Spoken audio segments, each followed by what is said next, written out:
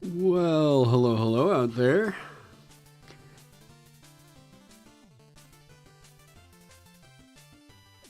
Your ISP got their crap together since I'm hanging out for the stream. Hey, I'm glad to have you.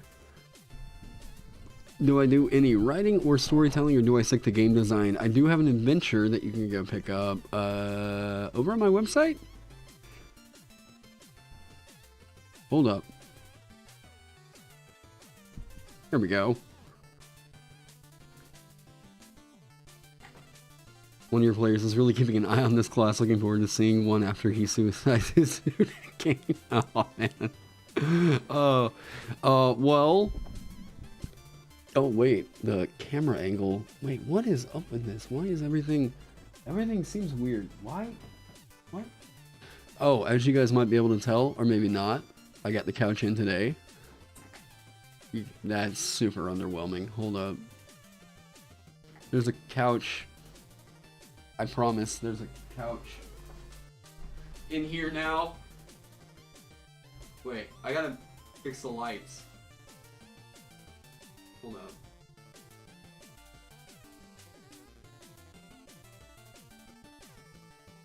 It's probably so dark back here. Oh well. So, I'm happy with that. I now have a place where I can kick back and, oh, like many people are telling me I need to watch Arcane. Hey, I can watch Arcane in my studio now.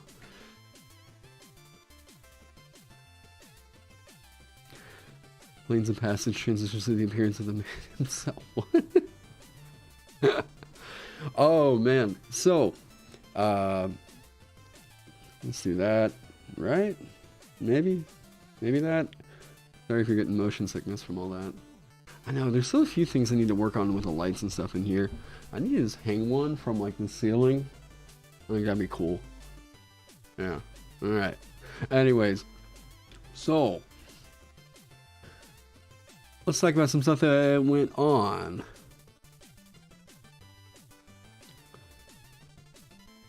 You feel slightly embarrassed that you did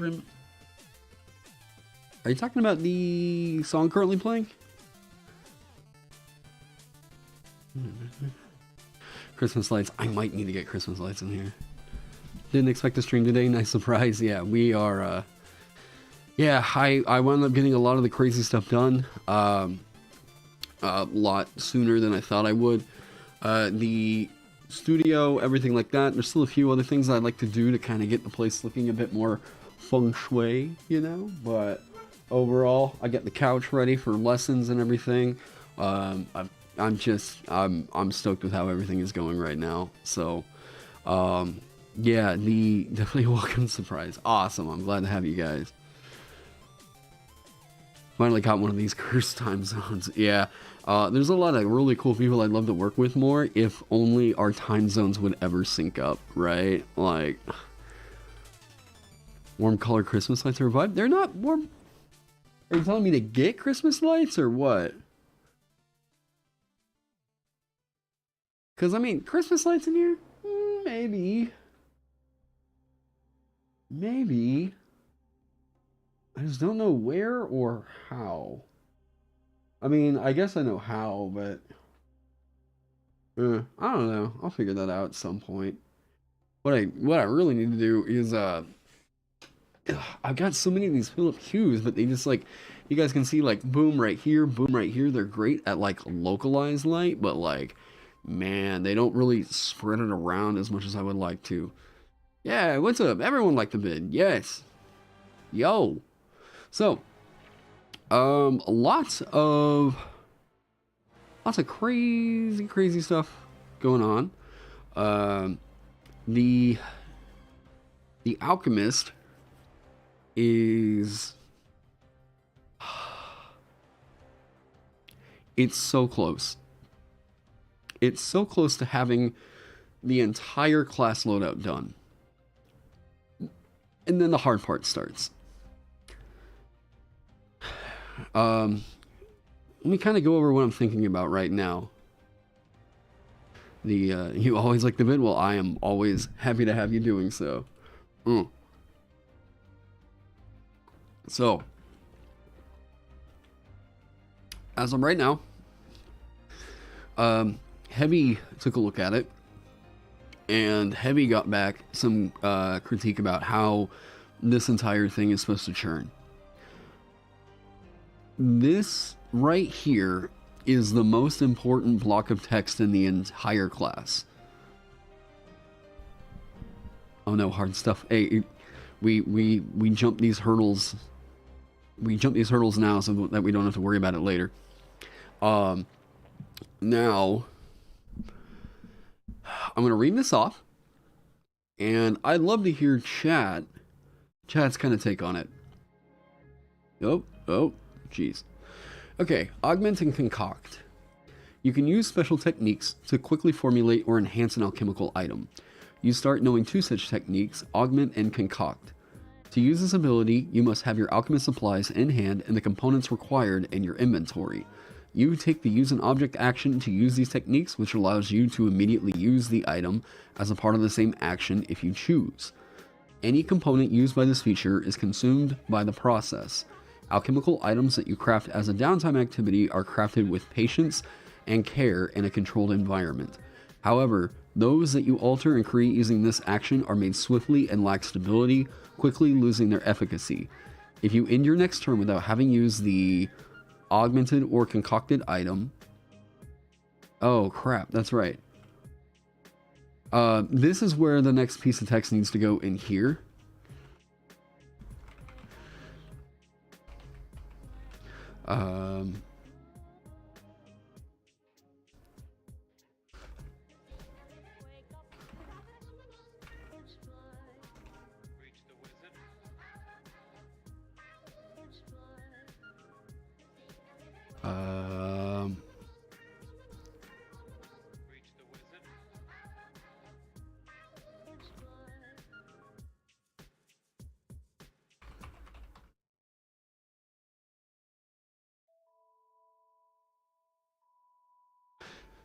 So, Augment. If you add a new effect to a potion, poison, or other alchemical item, you add a new effect to a potion, poison, or other alchemical item you are holding, determined by the component used. Any additional effect added loses its potency if the item is not used by the end of your next turn. Concoct. You create a non-magical alchemical item that you know the formula for. If the item is not used by the end of your next turn, it loses its potency and becomes a mundane catalyst. See the item's description. And I've got to basically write...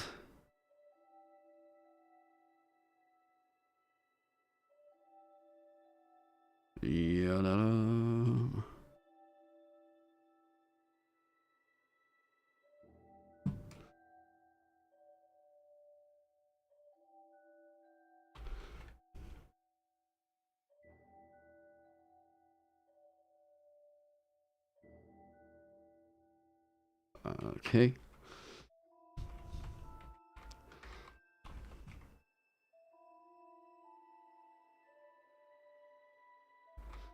Whoop.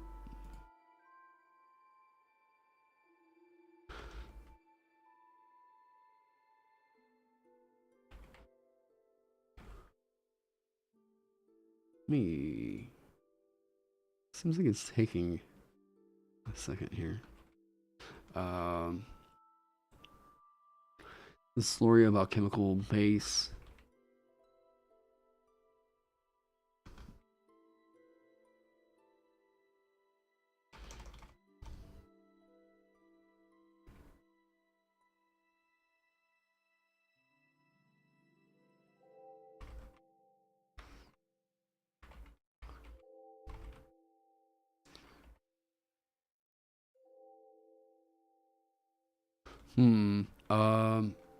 No.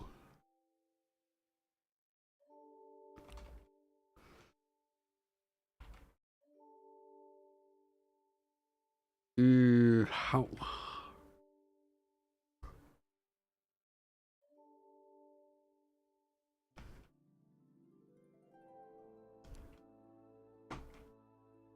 How do I put this?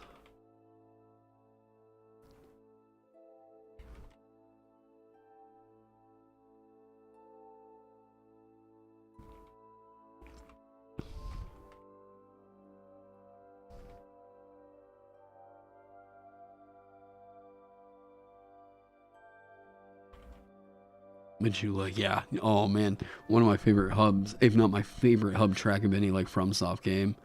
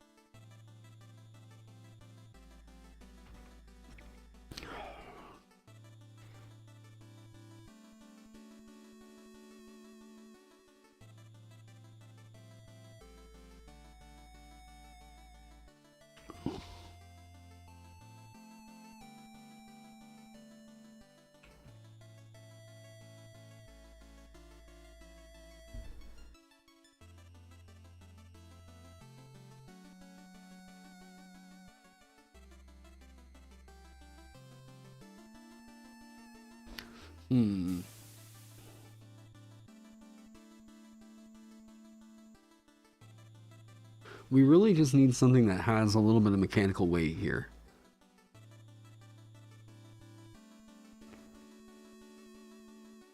Like, the cool thing...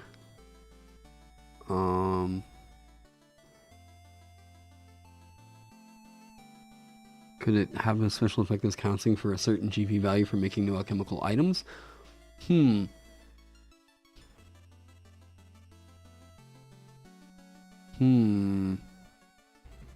That's actually a pretty solid idea.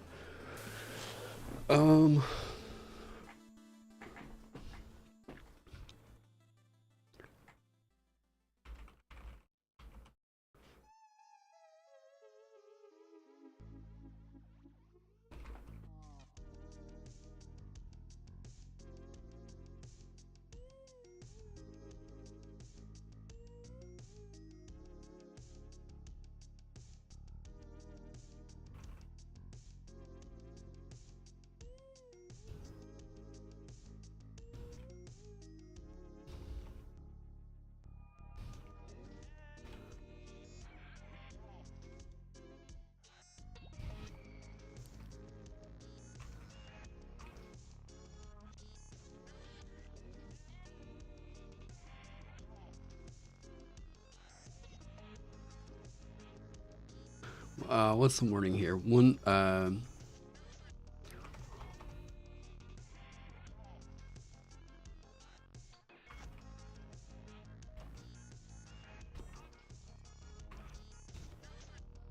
Reduces the cost of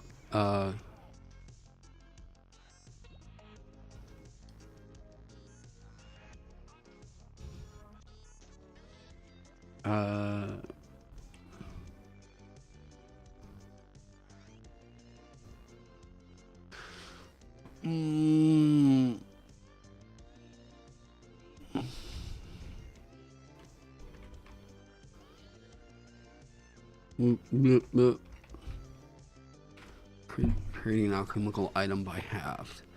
I'm not super sure.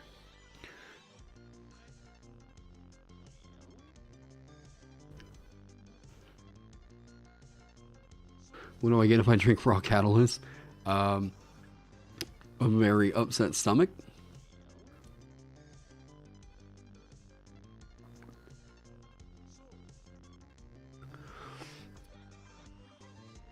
Would a mundane catalyst be a thing always within your alchemical supplies? Possibly.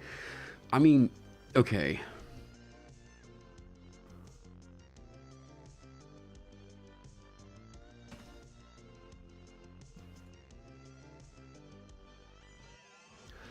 We don't want you to... It is really weird. Random alchemical effect. You know, that's kind of fun, I'm not gonna lie. Like, there needs to be a weird whatever potion. Like,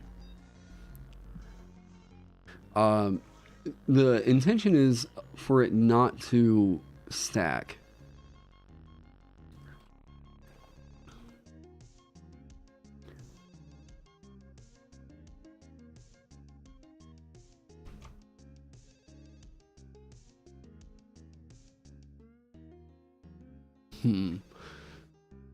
Yeah, Chaos Potion has got to be a thing in here.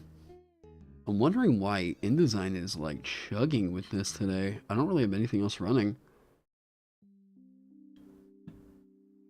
The soap, use the soap.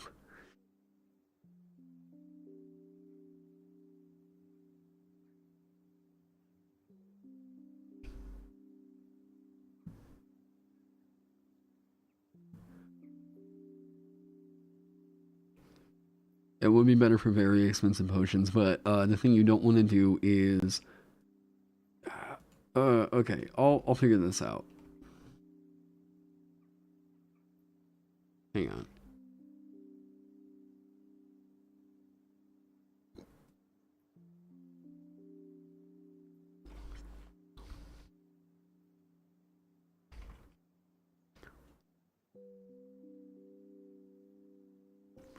Is this overcomplicating it? I know a lot of people really like the idea of the mundane catalyst like being a thing, but I think that this is going to overcomplicate it.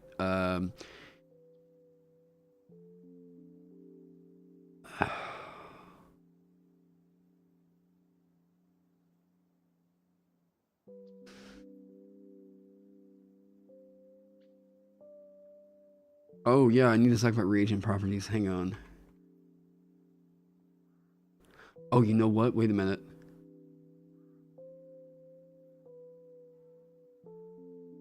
Hold up.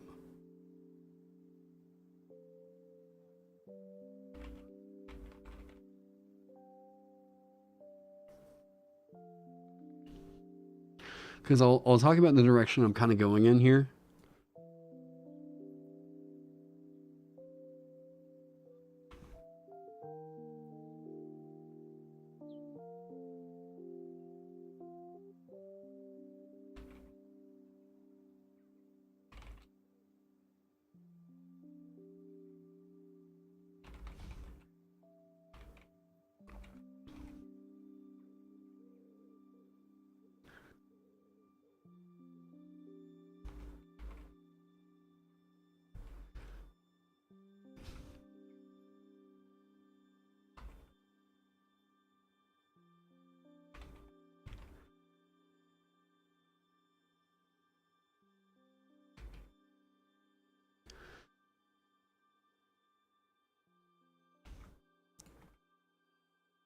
Whoop.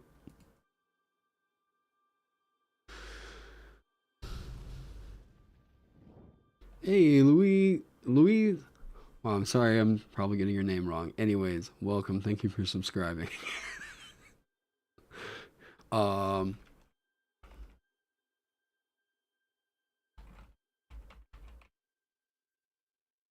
Like a non-magical dispel magic. But it's too good to have on demand. How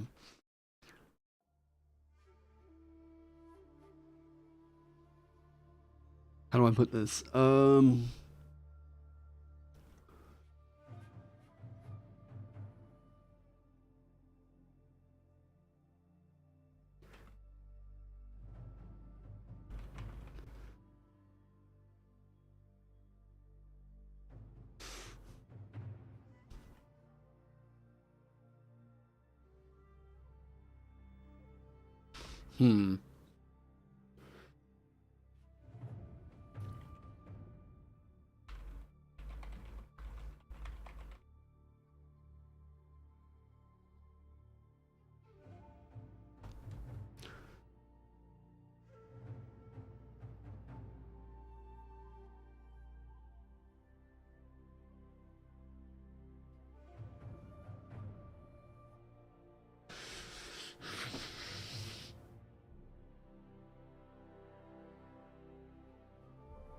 What's the thing here? Because it should just be like neutral. I mean, it is like a dispel magic, but only for potions, right? Which, like, why is somebody going to do this? Like, if it's a major arc in a campaign and you're a DM and you know that this is going to be in there, probably should be accounting for that.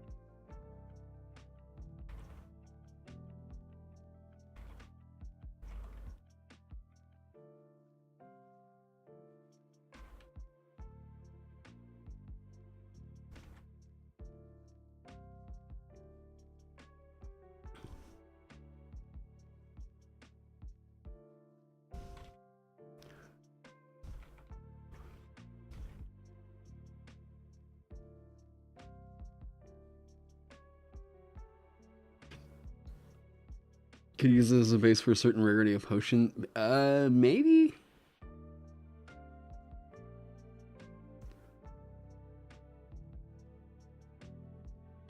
I mean, I like the idea, like, mundane, and then that does something. I don't know. I mean, this is an idea to go off of.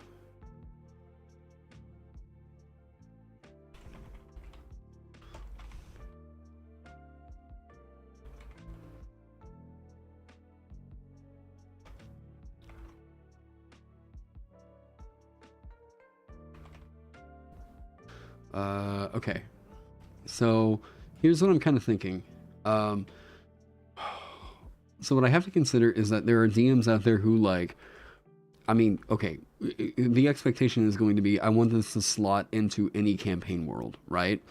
Now, the moment that I start doing things like, you know, a huge component list and this and this and this, whatever, the temptation would be to define that, like, every single component here needs to have a description. But I don't think that's the case. What I think you can do is come up with a list of, like, properties that the, like, they can get really, really weird with this, right? I give a list of a few example components, and I say that if this component infuses the potion with this property, then it takes on either the augment or concoct effect, right? So, if I come up with a few properties here, like, this is kind of what I did with the merchant. Yeah, one sec, let me get a few of these out of here.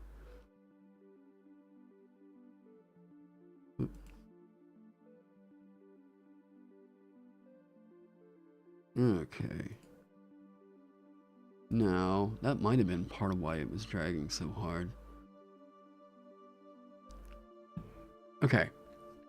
So, basically what I'm trying to mimic is a non-magical version of essentially what I wrote over here.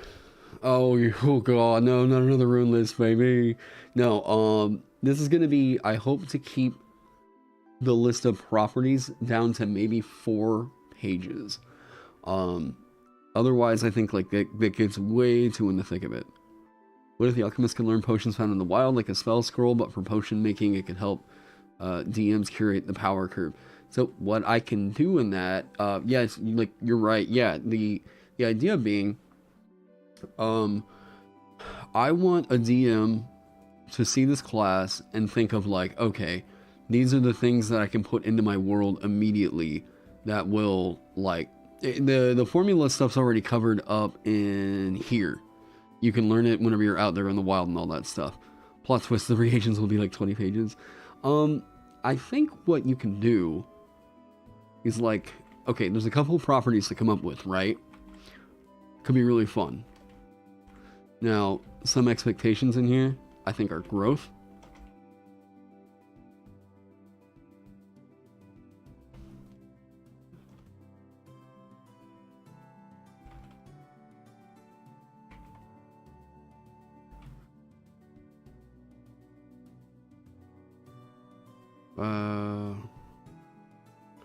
Now, like, what would that do?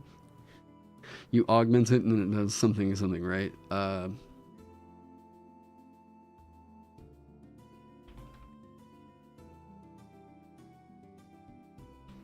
boom. If the item... all the real chemicals. Iron, copper, acid, salt. Yay. And I mean, that's all things that we can, like, kind of throw in over here. We would need, like, a fun kind of minor effect in here.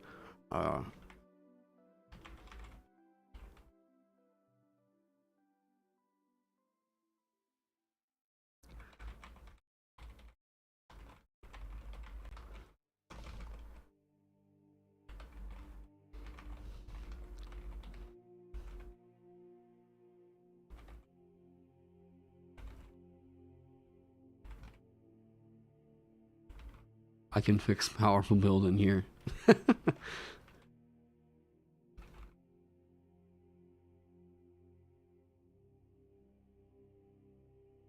Has every class so far included a section of options for a base class feature? Dancer, flares, merchant, potions. The merchant didn't The merchant had new spells, but the potion section is like half of a page. And then the Runekeeper runes, yeah.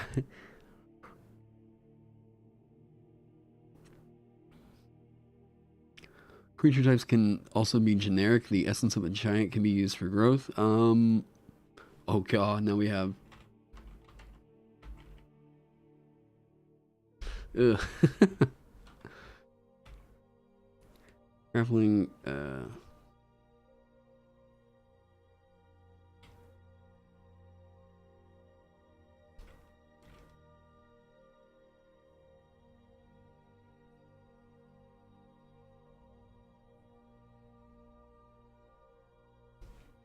maybe something like that.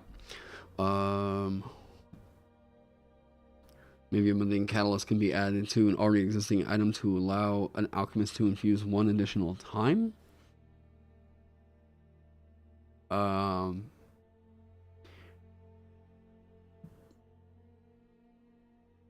but it also invokes some kind of risky penalty. I'm not super sure. Oh god. Important balance question. Will there be mana potions to restore ally spell slots?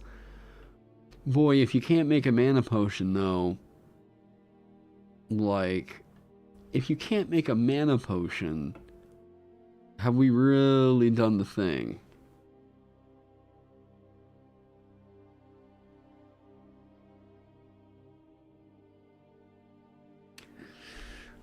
I don't know what it would be.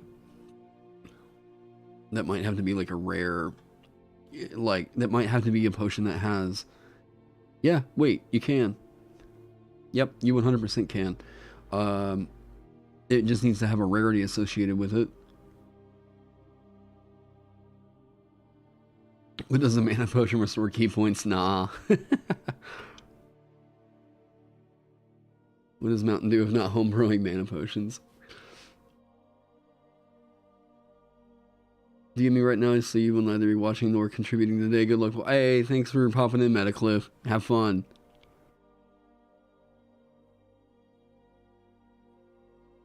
Can make the mana potion, give a sorcery point, and let it use one of the abilities. The intent is for you to be able to craft the thing, like, through here. I mean, the, ooh, wait. Energizing.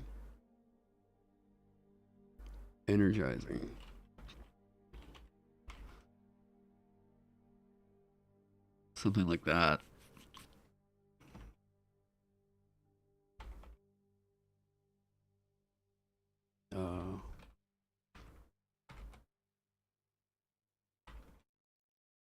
Potion of Luck Fortune tie-in.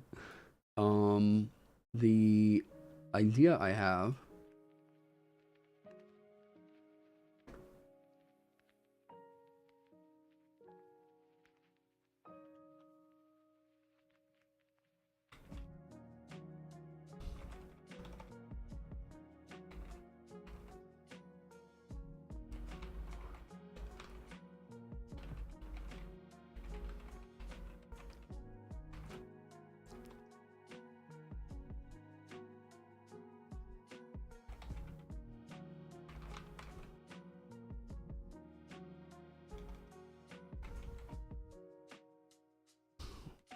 Bottled short rest.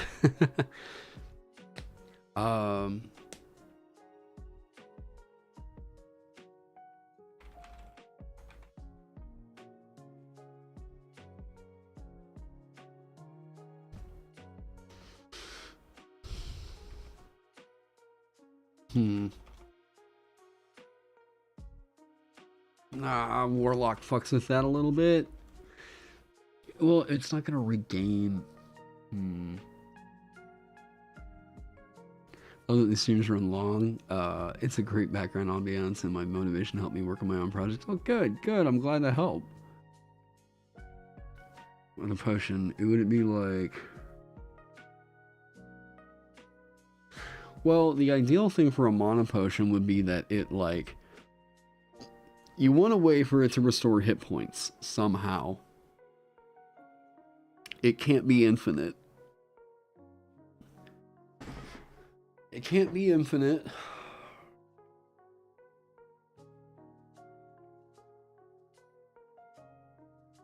Yeah, summary of 5e design. Warlock fucks that a bit. Yeah. Hey, Zincan Weird is working on the Alchemist. Oh, and I guess, you know what? You don't know if D&D is the game for mana potions? I think there's a way you can do it. I mean, here's the thing. Anytime that... I like to follow Ross's... philosophy here. Anytime someone says, I don't know if you can do that in D&D, I'm gonna make it work out of spite. I want to show you guys. Oh, come on.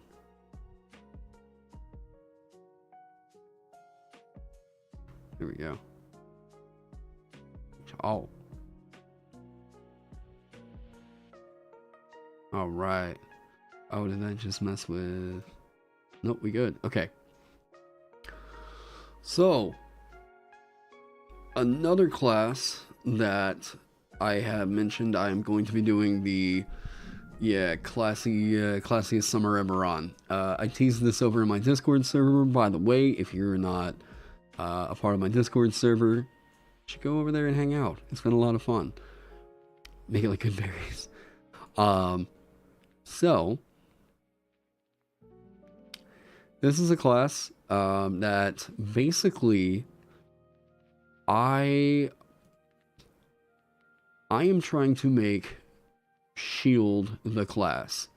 I am trying to make an absolute tank hard tank.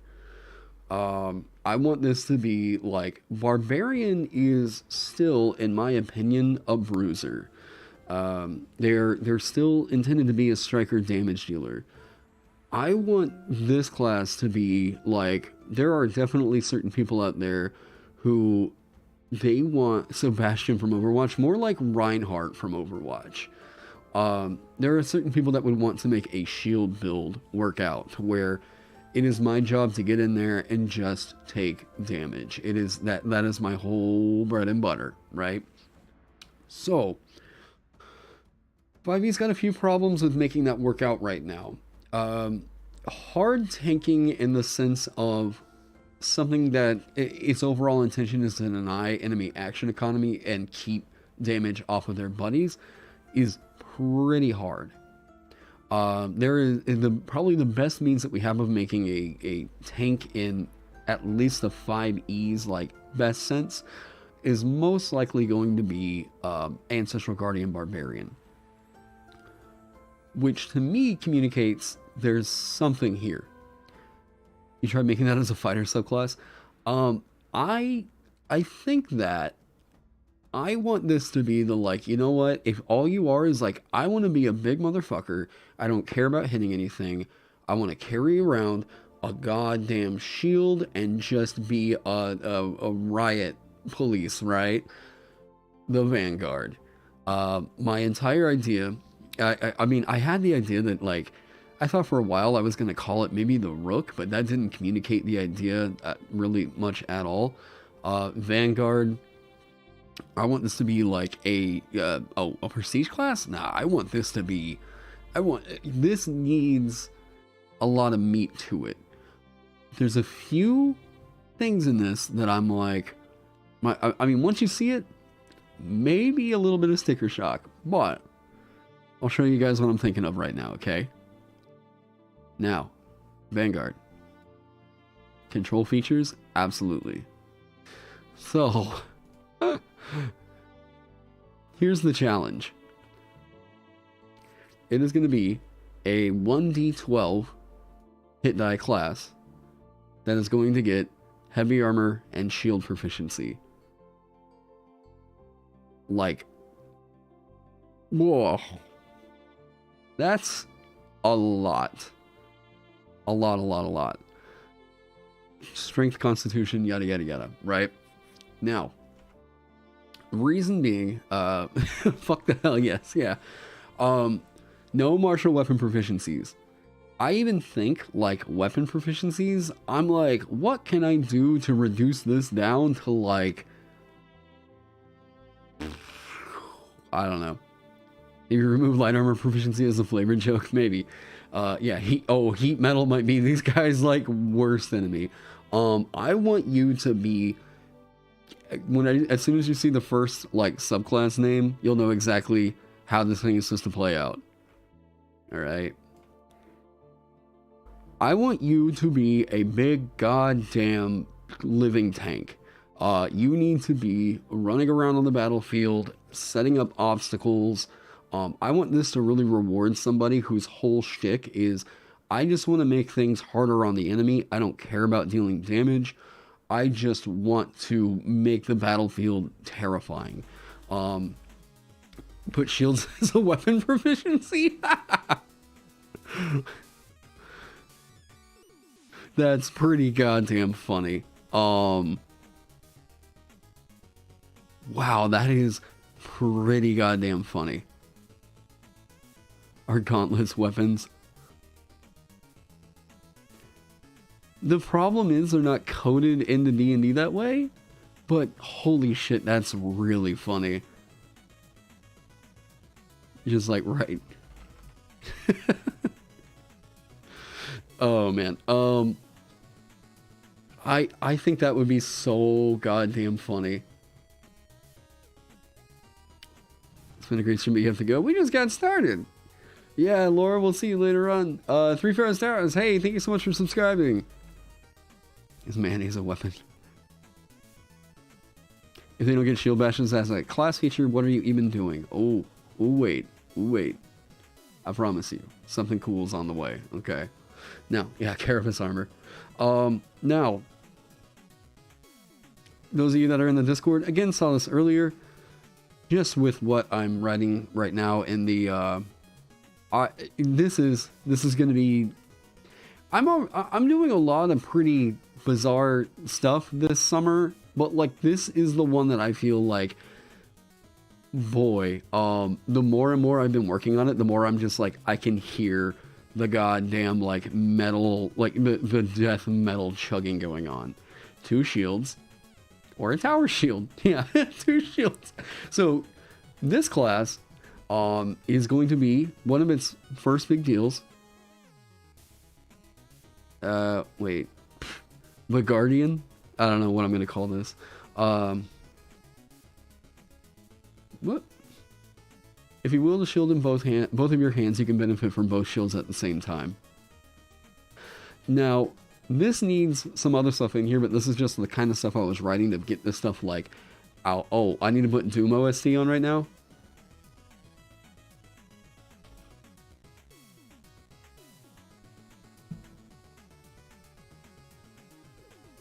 You're right, what am I thinking?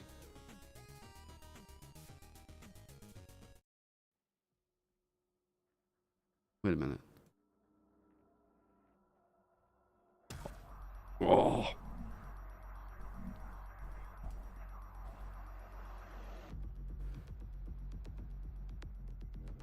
There we go. Okay. So, I don't know what this is going to be. I guess we could say...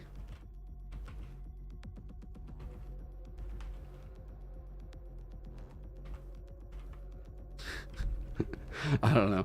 Okay. We more for a berserker. Oh, but you can evoke a pretty goddamn cool berserker, I feel like. Yeah, we'll get back to the Alchemist, but I just wanted to update you guys on what all was going on with this one. So, and I work in a pretty odd oh god, if I get some ideas for something, I won't let the fact that I am currently working on another thing prevent me from getting the ideas on paper. Oh. So, Shield Bastion, yes. It's not a Vanguard stream, but I'm letting you guys kind of know where my mind's at with it. So, if you wield a shield in both of your hands, you benefit from both shields at the same time. What about an ability to gain temp HP? I don't know about that quite now. Tower shields are required. Boy, you're gonna be a happy boy or lady.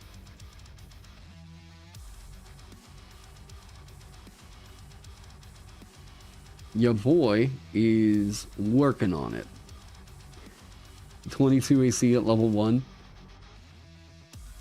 Is that right? Now you have to wield both. It is insane. Because what I thought about doing was reeling it back to where you would only have like, oh my bad.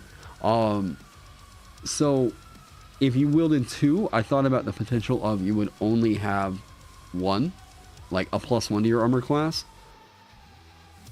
But if you're never taking the attack action,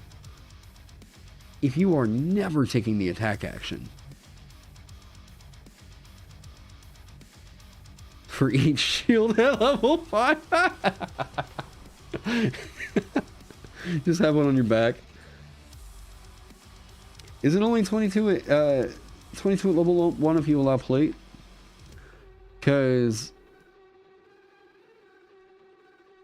so far it's just chainmail. My idea being, okay.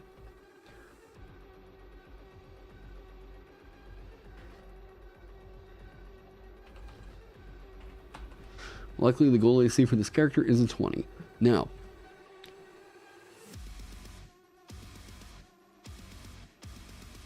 no. You are trading Bristleback. I'm not familiar. You can go 23 with the Warforged and plate. That's, I mean, if your DM allows you to get plate armor, then, you know, that's that. I just want to say, though, the experience that I had playing a character that had, like, goddamn 25 AC was some of the most fun I've had playing D&D.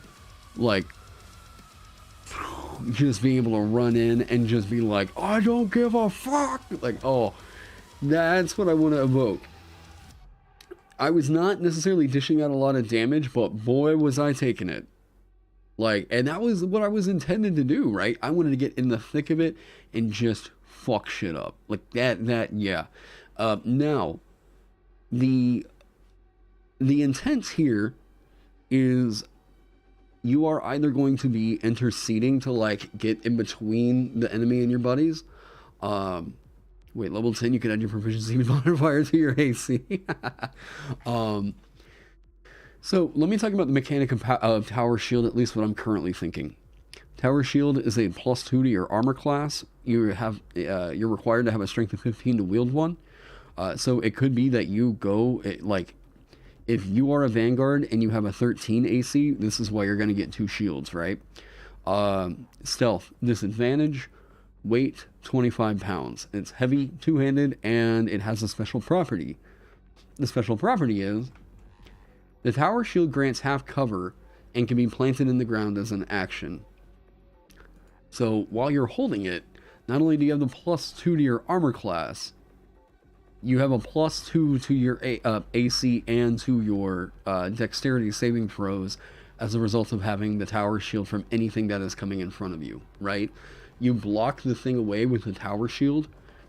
Like, now notice that this is a +2 AC with an asterisk here, and that asterisk is only from effects that are originating from you, or from in front of you, right? Kind of for the Giants AC.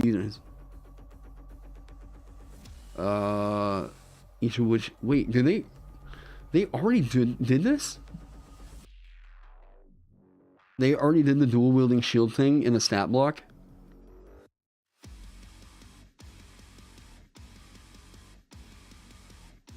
Is it like the Fire Giant Dreadnought?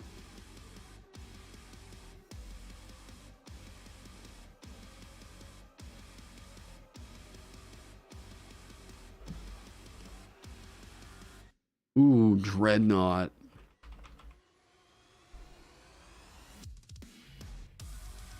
Excuse me, yes, I'm taking this. There's the Juggernaut and the Dreadnought.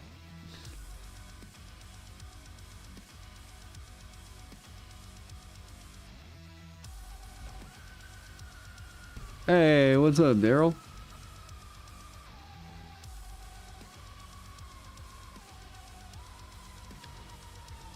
I'm swiping that.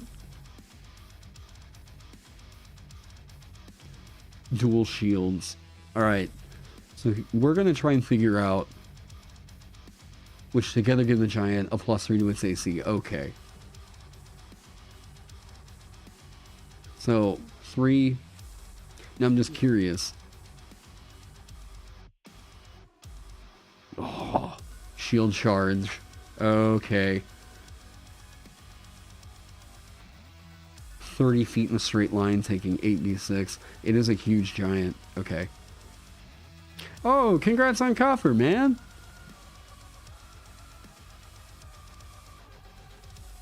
Yeah, congrats!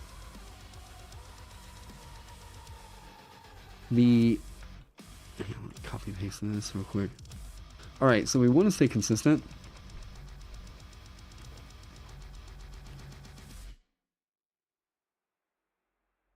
What does that word not mean? Is that like an offshoot of night?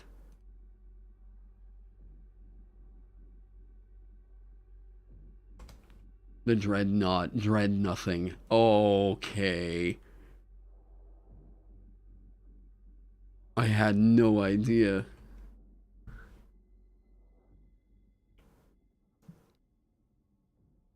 Oh, the juggernaut actually comes from nautical. So what is a juggernaut? Is a ship. Oh, that's where. Okay, so juggernaut, and then it eventually became interesting. What if every Vanguard subclass and then a not? I would be pretty okay with that. Yeah, Vanguard is the first line of assault. So the intent is it wants to be. This needs to be the perfect frontliner. Like. Oh, if you want me to send you the Defender Fighter subclass, I've got feature names up the wazoo. I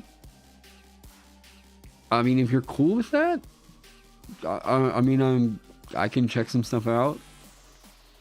So I've got this like Warden idea where like I thought that, you know, Warden would need to be like, let's take the Ranger and go put it somewhere else. It's already a quasi paladin anyways. This might be a way that you could justify like a Vanguard with a more like druidic theme. Them getting, it's a little bit easier to justify some magic getting put onto this one where like this could be more locked down akin to what the druid gets.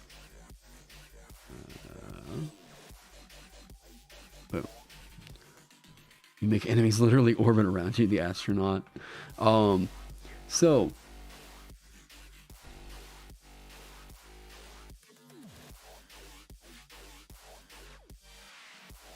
you will shield in both your hands.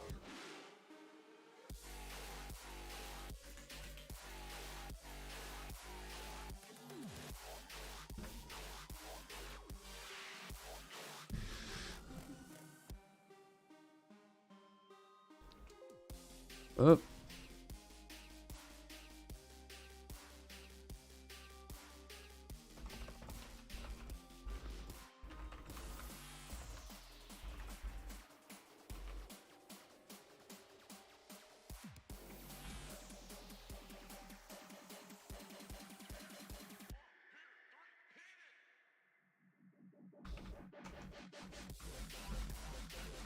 Wait.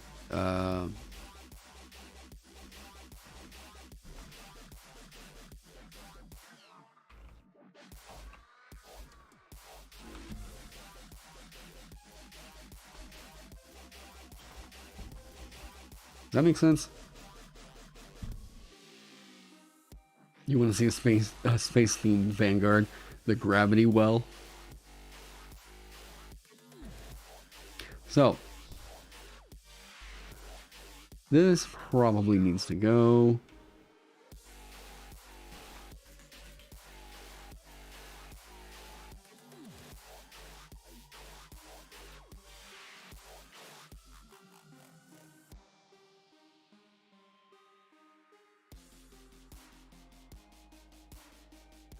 Now, they say Shield Master. Oh, wait, the shield charge.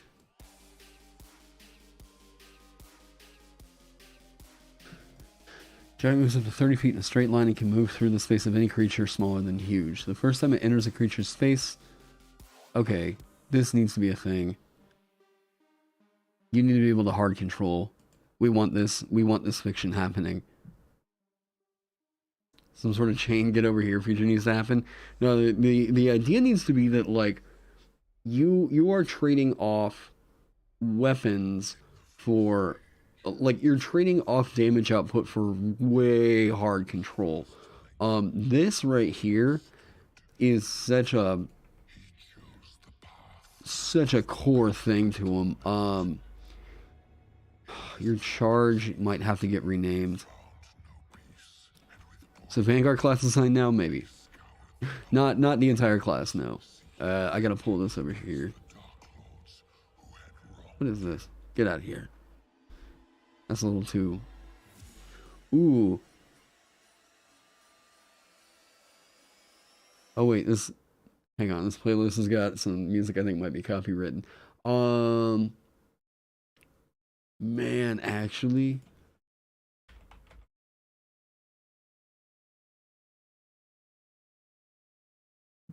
Oh, I was looking for the Giratina fight from Legends Arceus. Arceus, whatever.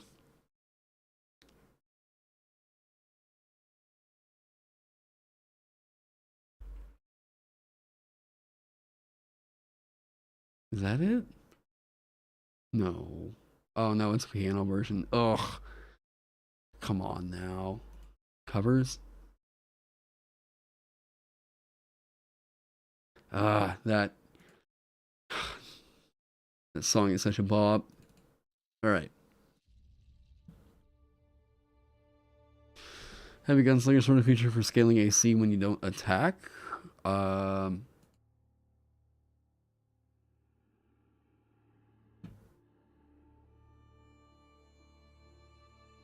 Maybe give you a list of many things that are not okay with the subclass. You don't really have plans to publish it right now, so feel free to give it. Feel free to yoink. You check it out.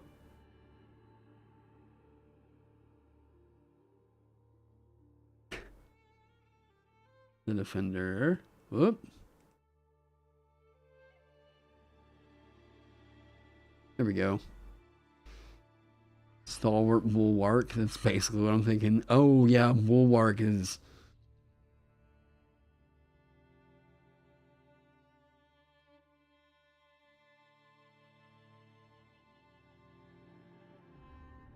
Iron Shelter. Target any of your attacker solos targets a willing creature within 5 feet of you. If you do, you cannot benefit. Okay.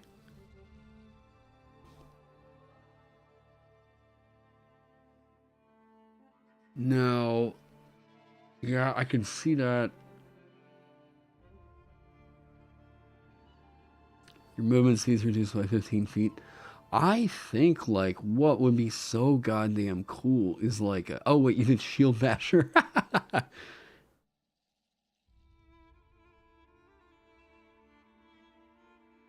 Bonus. Yeah, I think,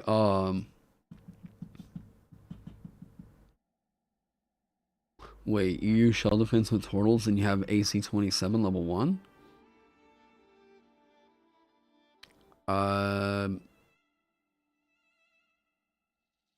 I don't think... I mean, okay, if you go Turtle... What is it? You go Turtle... Turtle is base 17. You get 2 shields that can bring you up to 21. Or, well, no, 20. You go Tower Shield that brings you up to... Yeah, I mean, with Shell Defense on top of that, it brings you up to... No, because you don't even benefit from the shield. Yeah, you're also prone. I mean, I am pretty much fine with a character getting like 22. 22 at first level is big, but it is your job to be big here. And quite literally the fact of like, you are either having to wield a shield in both hands or like getting a tower shield or whatever cuts you off from any form of attacking. So you are going pure defense and you are not really doing a lot of damage output. The intention of this thing should really be to lock stuff down. Now, what was I looking at real quick? I have something written right now that kind of allows this mechanic to kind of play effectively the same. This iron shelter. What is wrong with your PDF? Why is everything a separate image? Trek, what'd you do? Can you not use a shield as an improvised weapon? I mean, yeah, any character could do that. If one of your shields is magic, do you get to choose which one is the second one? Yeah. Yes? It's GM binder. You don't need AC. It can add deflection or ricochet. Okay. Shield Basher is... I think that's going to be an expectation for sure. Arcane Aegis. Yeah, there does need to be some kind of a, like, eldritch feel in one of them. While you're conscious, you add your shield's armor class to your saving throws. Oh, woo! And yeah, I think that would be like your shield's bonus to armor class. Or the benefit, yeah, something like that.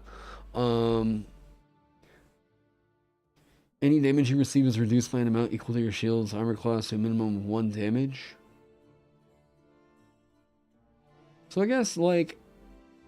Man, I feel like that would be a really good 7 for this, actually. Shield Bash and attack as a bonus action. Yeah, I can see there's a few parts to it that, like, you know, the action economy in general is a little bit clunky, but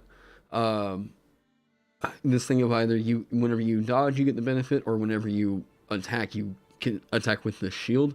The trade-off at third, really what I'm thinking is, like, needs to be able to catch spells and reflect them.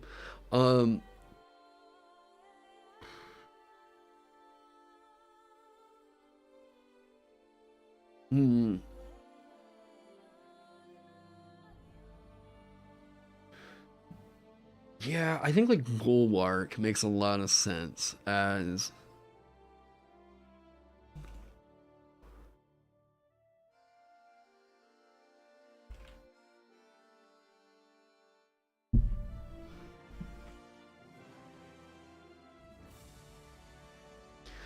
Okay.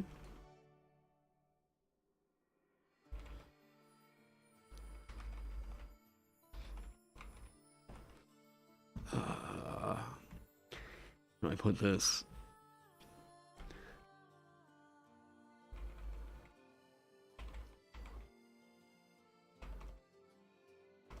Is that right? ES or S? I think it's ES. Or...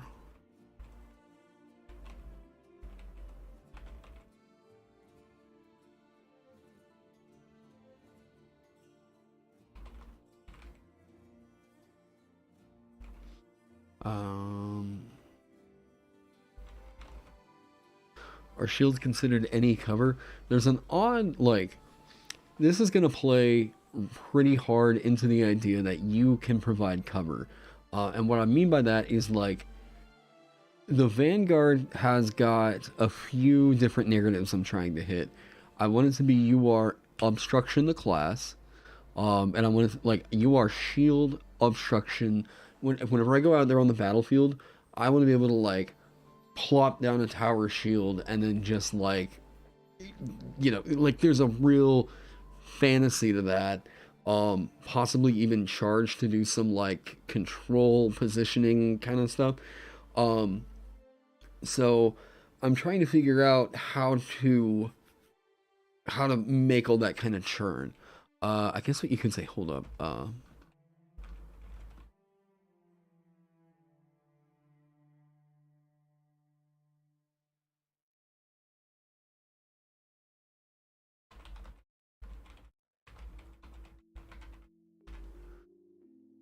Or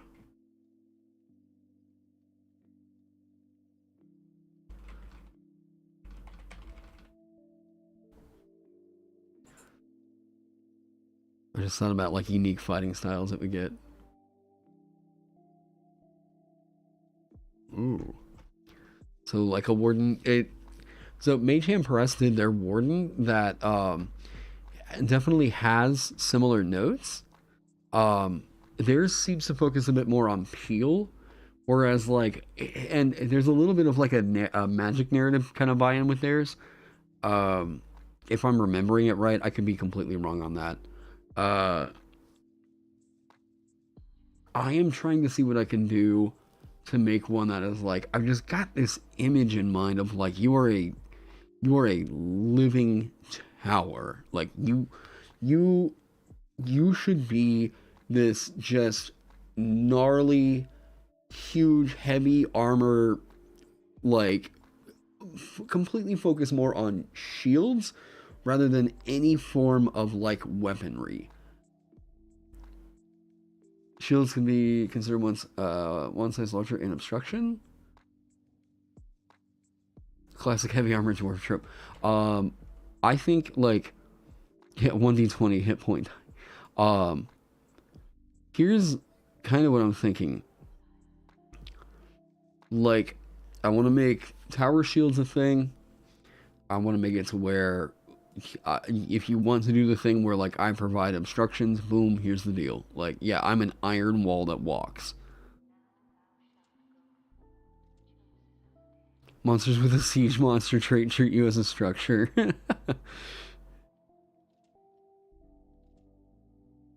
So you just take double damage. You gain a natural AC in it. I don't want to mess around with like your AC too much outside of what you do in the core. Getting this alone in the core, like, the thing is, I'm not really worried with a whole lot of multi-classing kind of shenanigans you could get up to with this. Mostly because, like, any big worries that would evoke are resolved by the fact of, like, you're gonna, all the good benefits that this thing is gonna give you are gonna be if you're doing the intended, like, I'm wielding shields and like no weapons. This should like reward that play. And I think that there's like a call for that. I think that there are people who are literally like, I don't want to punch anything. I just want to straight up like run into the thick of it with a shield and hit stuff. Like, if I hit it, I don't want to deal damage. I want to stun it, right? What will stop enemies from just avoiding the tank? That is okay. So either the problem with that is either the DM is acting in a way to intentionally, like, how do I put it? Let me backtrack on that. The problem right now is that there's not really a great sense of like hard aggro in the system. There's a few features that have tried to get that. But what we can do is make it to where the Vanguard, rather than like, well, are the enemies just going to hit you? Maybe not. We can plan around that. Where, let me show you. Where is it at? Okay. Oh, I was right at there. Okay. So, when a creature within 10 feet of you is targeted with an attack and you have not moved since the start of your last turn, you can use your reaction to move to half your speed.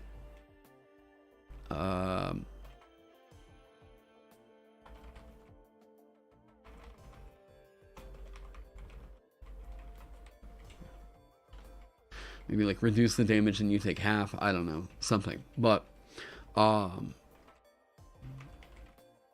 call it that for right now.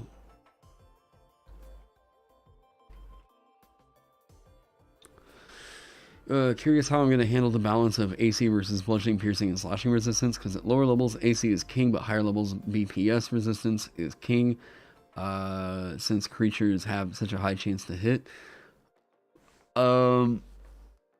Kind of, but like, I mean, I'm not like incredibly worried about that. it feels like that eats up so much of Barbarian's power budget, but yeah. I would rather have the trade-off of, you go Barbarian to get the resistance, you go Vanguard to get the higher AC. And, like, all the control and everything. The protect action instead of the attack action. Yeah, something like that. Yeah, come at me. There's a few other ones that we can grab. Yeah, the fact that the fire giant dreadnought is in the game, I'm like, oh, okay. So there is a rule for this, it's just hidden in stuff. Defensive fighting style. While you're wearing armor, you gain a +1 bonus to AC. I guess it just has to be in the class.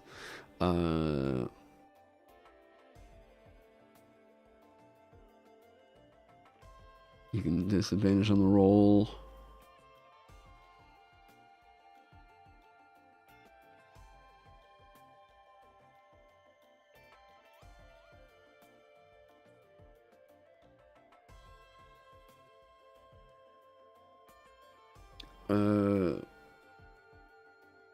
I think Pack Tactics talked about that in a recent mid with a pretty spreadsheet and everything. I mean, I am sure the balance numbers behind it all, whatever you want to say, like what's more effective, we can quantify it, sure. Oh yeah, my only weakness, next saves. I would not be incredibly worried about like meeting up with some kind of baseline. Whenever I'm like just trying to get it, like get the core down, you know.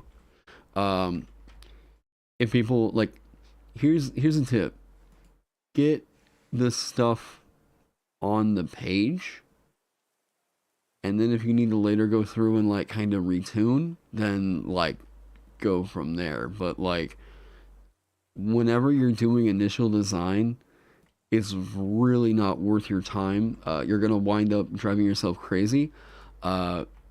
If you're doing fine tuning, there we go. If you're doing fine tuning all while you're still just trying to get the ideas out there. Two-handed giant shield. What does the tower shield do? Oh yeah, charger. Yep, it could be a fighting style. Tower shield is a +2 to your armor class. It requires 15 strength or higher to use. It gives you disadvantage on stealth, weight of 25 pounds, and the properties are heavy, two-handed, and special. The tower shield grants half cover and can be planted in the ground as an action.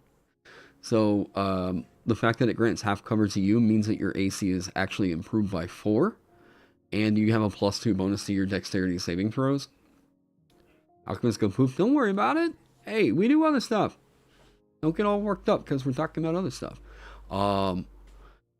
So this is some Lex mechanics for it, only having 1 defensive stat, AC only. It's all good. Don't worry about it. We'll figure all that out. I don't think the Palisade shield.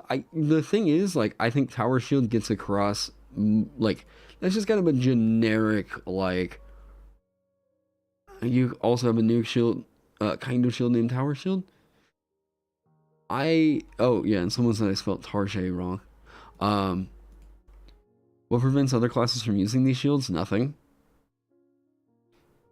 I mean, it's heavy and two-handed, so like, if they're gonna use it, they're gonna forgo making attacks. The stream is called Alchemist Class Design. Sue me.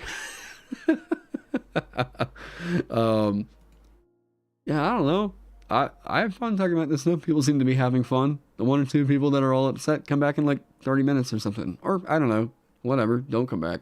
My streams, I do what the hell I want, alright? If I pull up a video of, like... I mean, if I pull up commercials of goddamn 90s stuff like I did the other day, I'm gonna do what I want on my stream. Deal with it. Alright. So, yes. People were interested in this because I posted it over in my Discord. There we go. 3 of y'all just filed out. Later, bitches. Alright. So,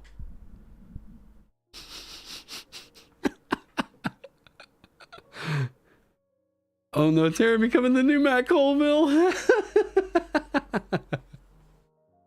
False advertising keep being, yeah. Tara got the big fighting mood today. No, I just, whatever, like, I'm doing these live streams and, like, it's pretty clear people in my community are pretty interested in whatever it is I'm talking about or, like, whatever it is I'm doing. I'm like, yeah, I'm not just going to sit here for 4 hours and drill on one thing. What am I going to put, like, up in the stream thing? Like, oh, Tara, oh, her. What am I going to put, like, in the stream title? Hey, might wind up, like, I don't know, random stream design, whatever. Yeah, if you want to watch homebrew, this is it. No other stream doesn't. This and, like, you know, Dungeoneers pack. Josh over there will do live, some homebrew stuff every once in a while. Is there anybody else streaming homebrewing?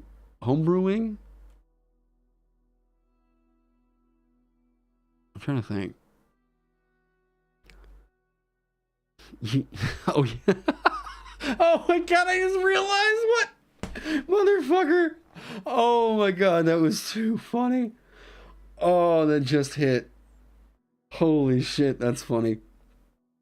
No, if people are, if people get upset that, like, I'm not doing exactly what the title said, oh my god, get over it.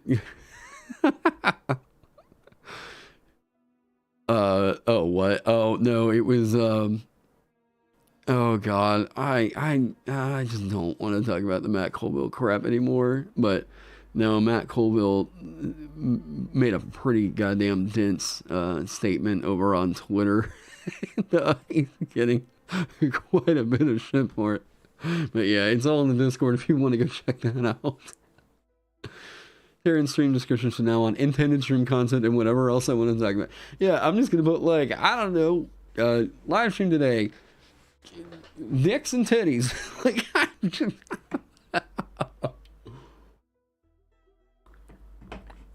Oh man.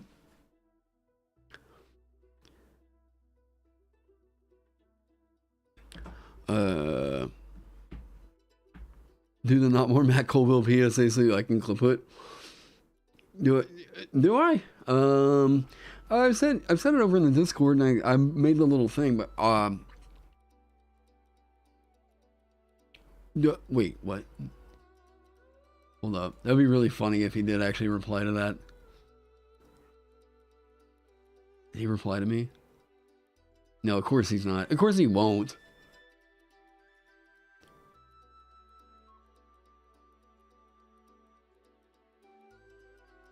Or did he?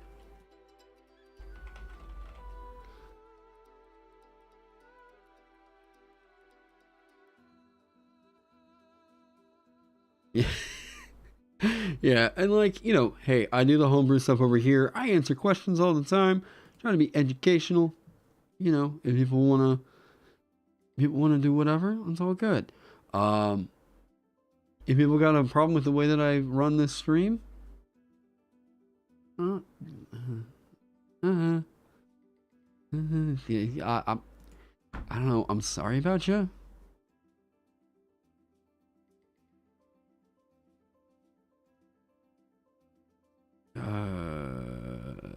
Oh, okay.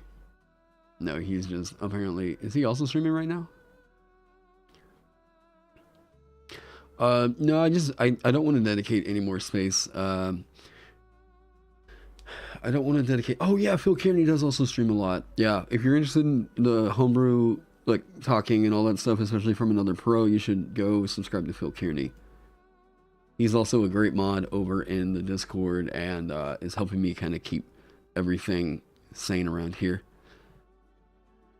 But my link tree is busted. Oh, because I deleted my link tree. They went NFT, like, all on that, and I'm not down to deal with that. But yeah, I need to get on a different, actually, there was another one called, like, Pillar or something that hit me up. Hey. They actually messaged me because they saw that, you know, I do YouTube and all that. And they asked me about if I'd be interested in going on their platform. Oh, I know. I need to get it. We need to put the room. I know. Where's my Discord link then? Well, it's in the channel banner. If you click like in my YouTube like channel, yeah. Siege Tactics is all you've ever wanted. I think that that's a pretty big perk. You can no credit card on. Chat's giving you shit. What? Because you have my credit card on stream the other day. Screw you guys. You can place or pick up.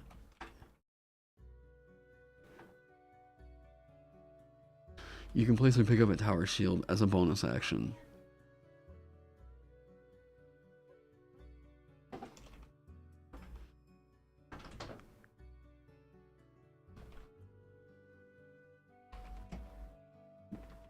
You're gonna...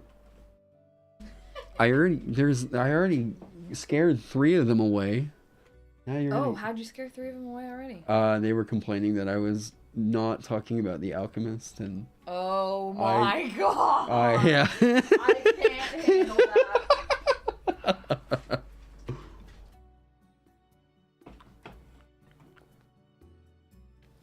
that. It is half cover, but it has to be specifically like, so it's actually kept in check just by the rules for cover and everything. Because what I was worried about was I was like, man, I'm gonna have to do X, Y, and Z thing. The rules of cover only apply to things that are originating from in front of it. So it's actually like a +2, like I say, a +2 with an asterisk. It's a +2 as long as the thing is in front of you. So it actually slides in pretty well. The stream is rock solid. We don't need to sell people on it. It sells itself. It'll find an audience. Oh my god, that's funny. Oh yeah, I need a rules reminder for cover. Oh shit.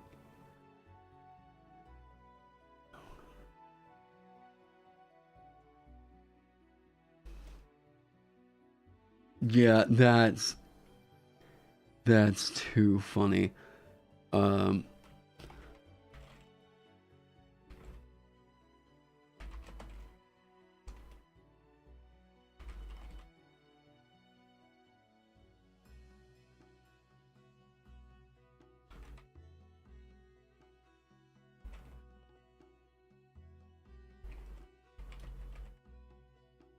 Attached to this shirt, can I make it a paint shirt? None of my paint shirts are clean. What shirt? I guess. I don't have to. Right. I mean, Find a different shirt. I mean, we just got we have a bunch of like just plain shirts around here. Plain shirt that you don't mind getting paint on? Sure. I mean, you could always wear one of the Cash and Haul shirts. The Come and Go shirt classic. Hey, I want to keep that. I want to keep that one around for a while. I love that shirt.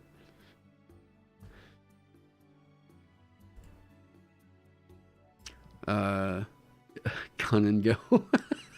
I guess that too. Hang on, I gotta look up the rules for cover so I don't have you guys up right now. I need to put this. Oh my god! Why do the Rick and Morty adventures like? Why are they the first thing that comes up on all the like DM's Guild searches?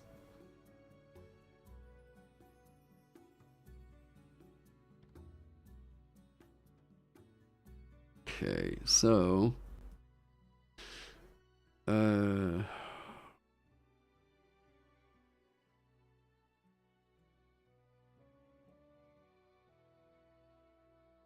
yeah, I'm gonna get that. I'm gonna get. Oh, why?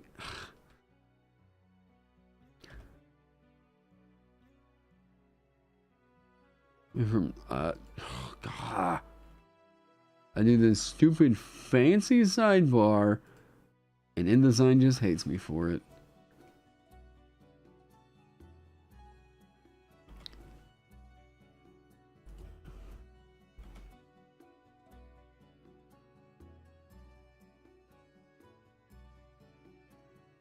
The target can only can benefit from cover only when an attack or other effect originates from the opposite side of the cover.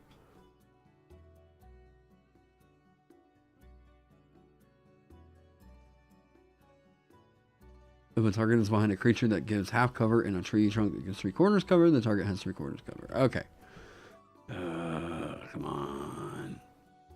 Do that. There. Okay, cool. Now I can go look at chat again. Hey everyone, how are we doing? In design tutorial part 2. Yeah, I've got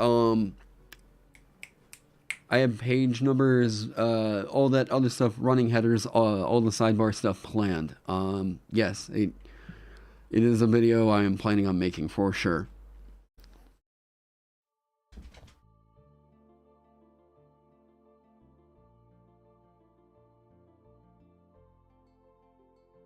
Did I not cover sidebars in the InDesign tutorial? I thought I did.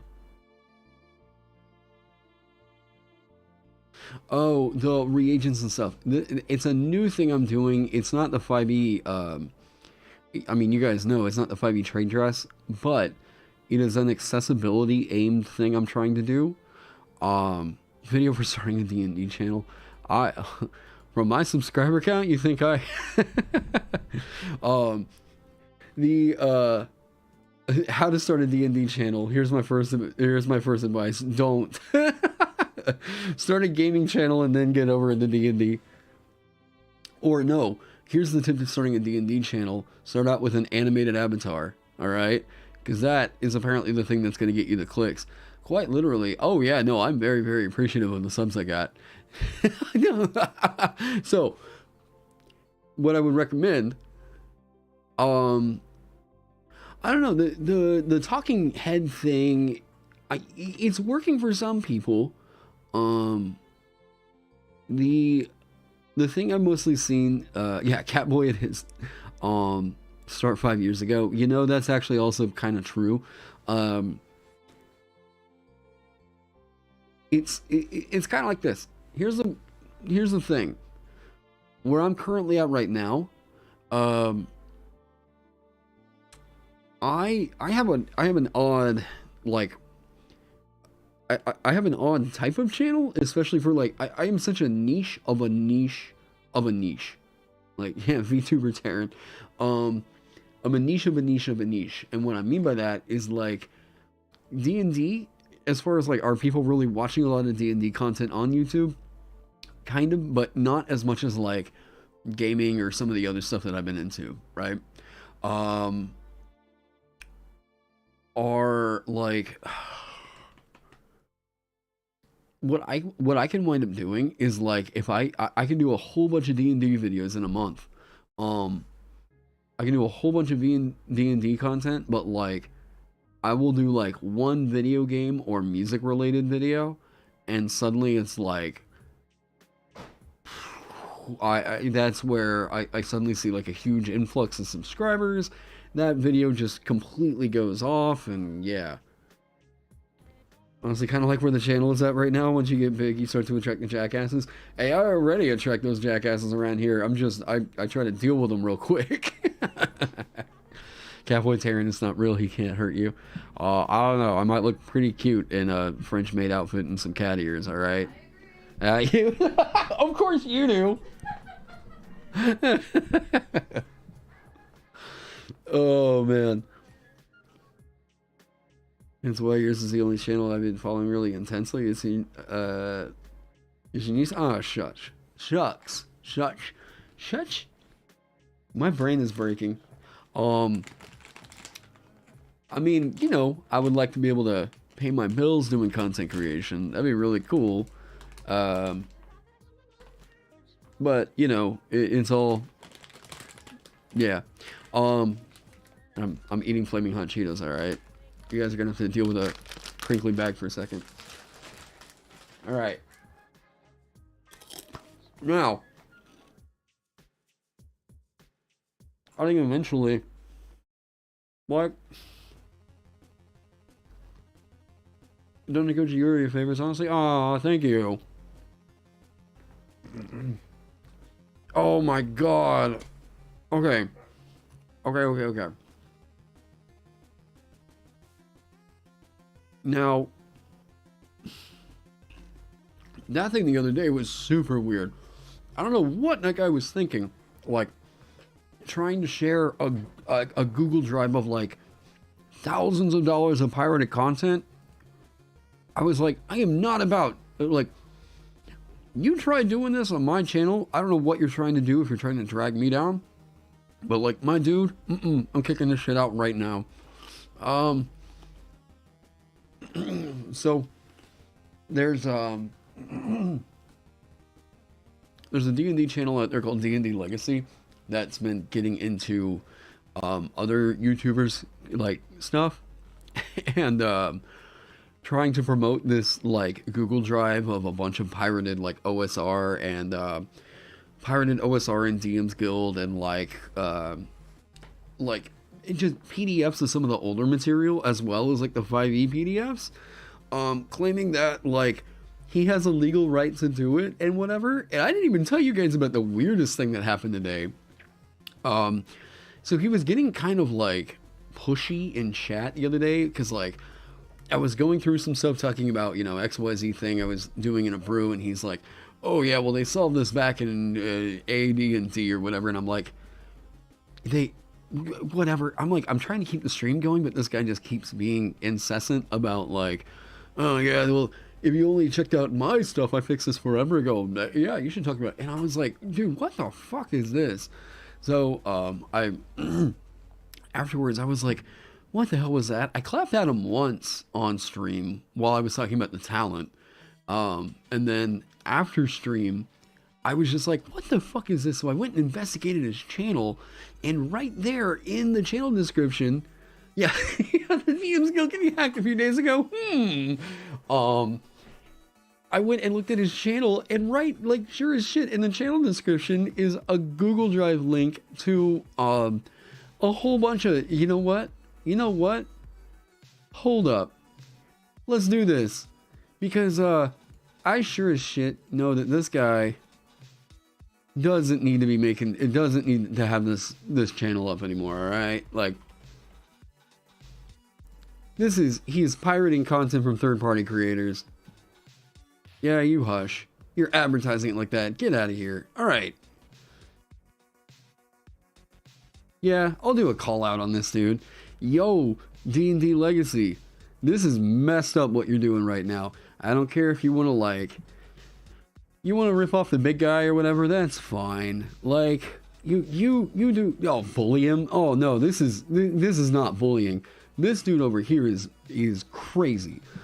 He says that he's suing Google and Facebook right now because they are, I forget exactly what's going on. Yeah, him. Google Drive. Yeah. Here's his Google Drive. He's advertising on his fucking page. It's one thing if you were like, it's only old TSR and like Wizards of the Coast stuff. At least then I'd be like, oh, okay, like, whatever. I mean, like, I can get behind you saying that like, oh, I want the PDF to be more accessible for me and everything like that. So I was like, yeah, whatever. Hammond's Harvesting Handbook. This is a third-party product. A freelance creator made this. Close up before I get canceled? No, I'm fine. This dude needs to get kicked off of YouTube. Or the DM's Guild or somebody needs to go through and issue a cease and desist. He's hosting up like all this crap over on his site. Or over in a Google Drive. Unfortunately, whenever you go to report him over on YouTube's side, they don't actually have a like anything in here for this guy is promoting piracy or something like that. No, dude, this guy needs to get kicked off the platform. Don't, like, man, I don't know how else to put it. Yeah, Mac Bizzo is apparently his name. If it was just like WotC stuff or whatever, I'd be like, you know what, like, I'm not gonna start a big fuss there, whatever. You ripping off freelancers, like third-party creators, like the little guys, people that like put the kind of work in that you guys see me putting in over here in the making of product. That's, dude, you can absolutely get fucked. Yeah. So that guy was trying to post up his Google Drive of pirated content in my chat the other day. And like, yeah, I've got Nightbot or whatever it is that was like, kept rejecting it. But like, I mean, I have let other creators know, like other D&D YouTubers on Discord or whatever, like, hey, documenting this just so you guys know what was going on. Here's this thing.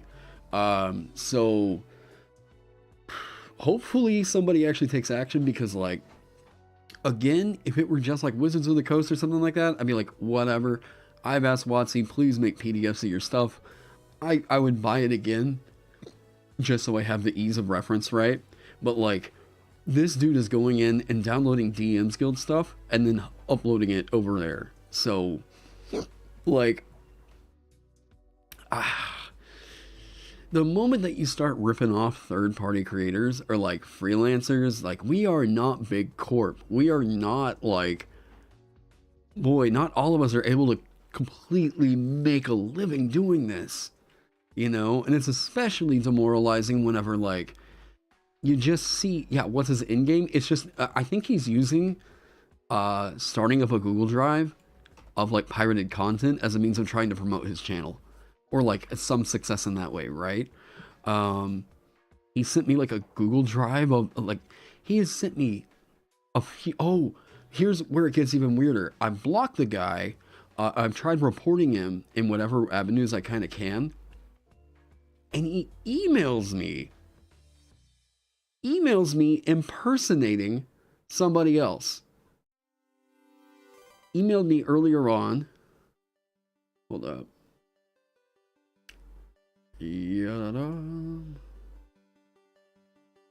So he emails me yesterday. Hang on. Gmail's kind of shitting the bed right now. Okay. Yeah. So his name is definitely Mac Bizzo, and he created another email account called Brandon Peck. I'm just making sure. Okay. This has been a weird saga. This has been such a weird saga. Yeah, is he trying to revive the Trove? I think since the Trove got shut down, a lot of these dudes have been coming out of the woodworks, alright? Like, oh man. Hello. Hello, Taron. My name is Brandon. This is not pixel perfect. There could even be typos. I live on SSDI, so it is what it is. Now the disclaimer is over. Please check this out. I have had the content done for months, but I slapped it into Canva. It's okay to laugh. But I do believe that this is a very unique approach to psionics. You have full clearance to discuss any of this on stream.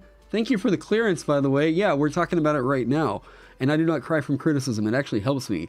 The PDF should be self-explanatory. I greatly appreciate what I have learned on your streams. Motherfucker!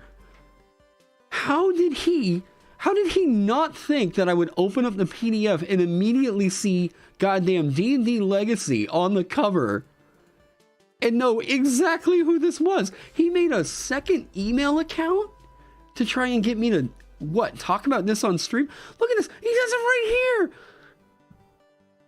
What is this, dude? Like, what is happening here?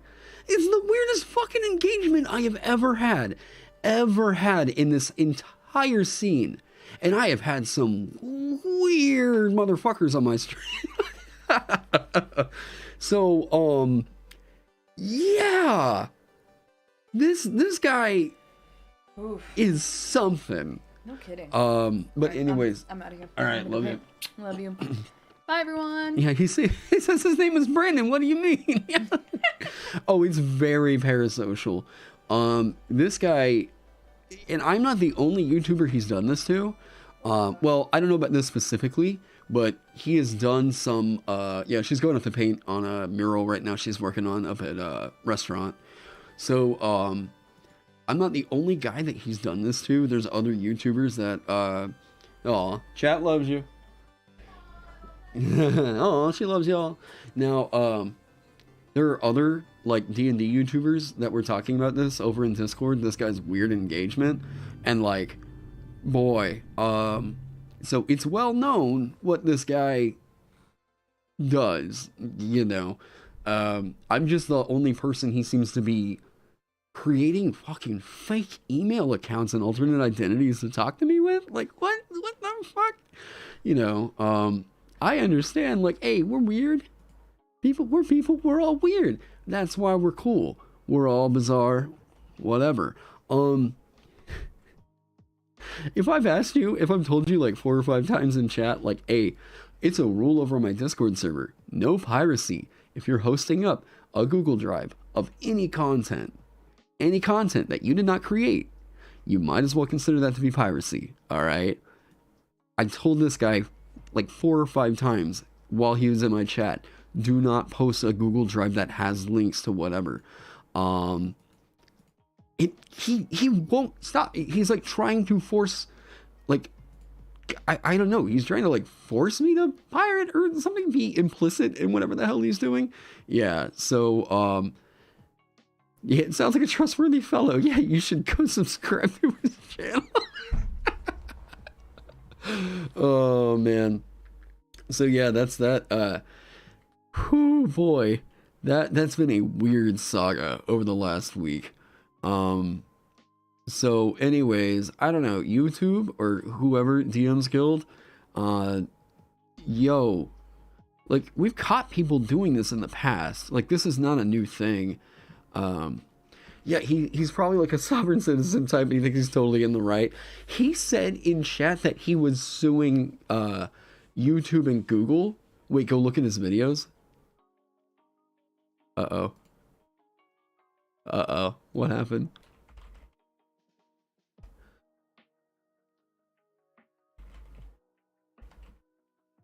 Now you've got me curious. What happened?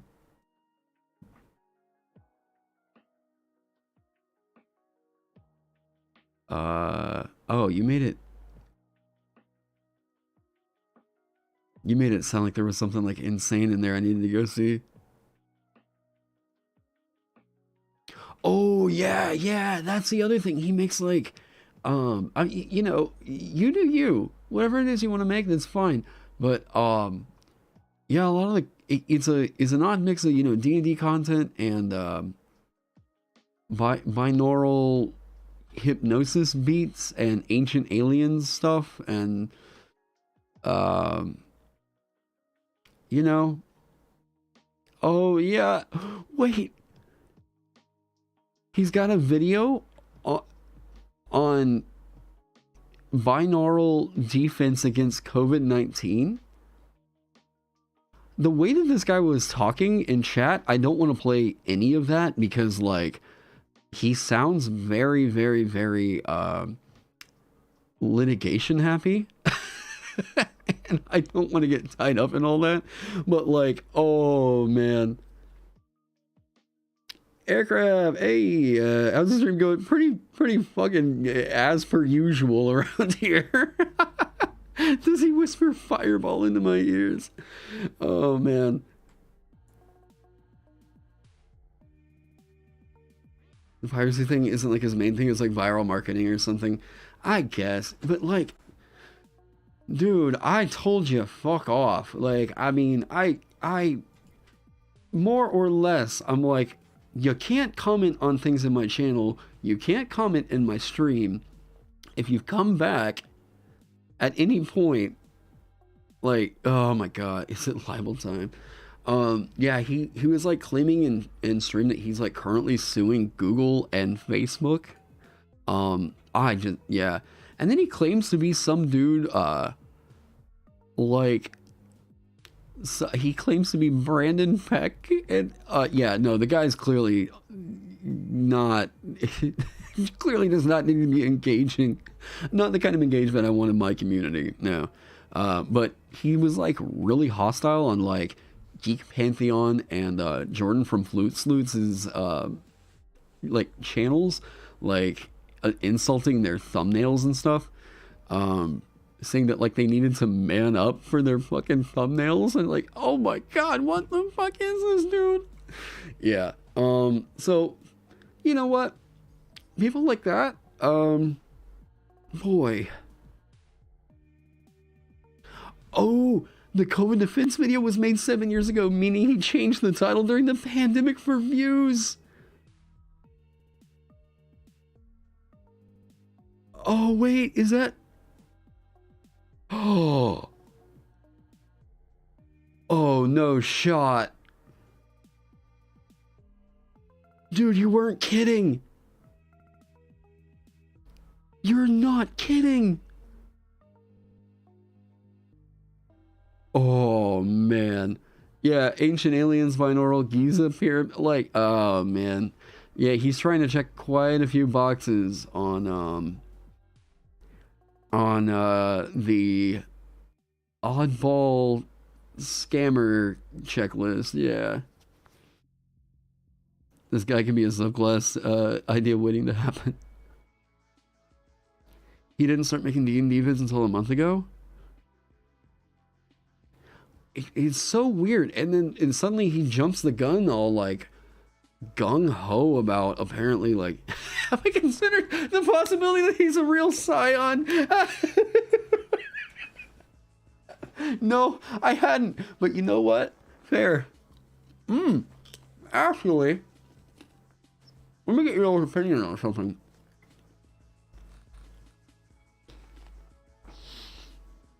Is that a segment? Is that a clip? Does that need to get clipped for a VOD? Like, weirdest engagement I've had as a D&D YouTuber. Oh, man. You think? No.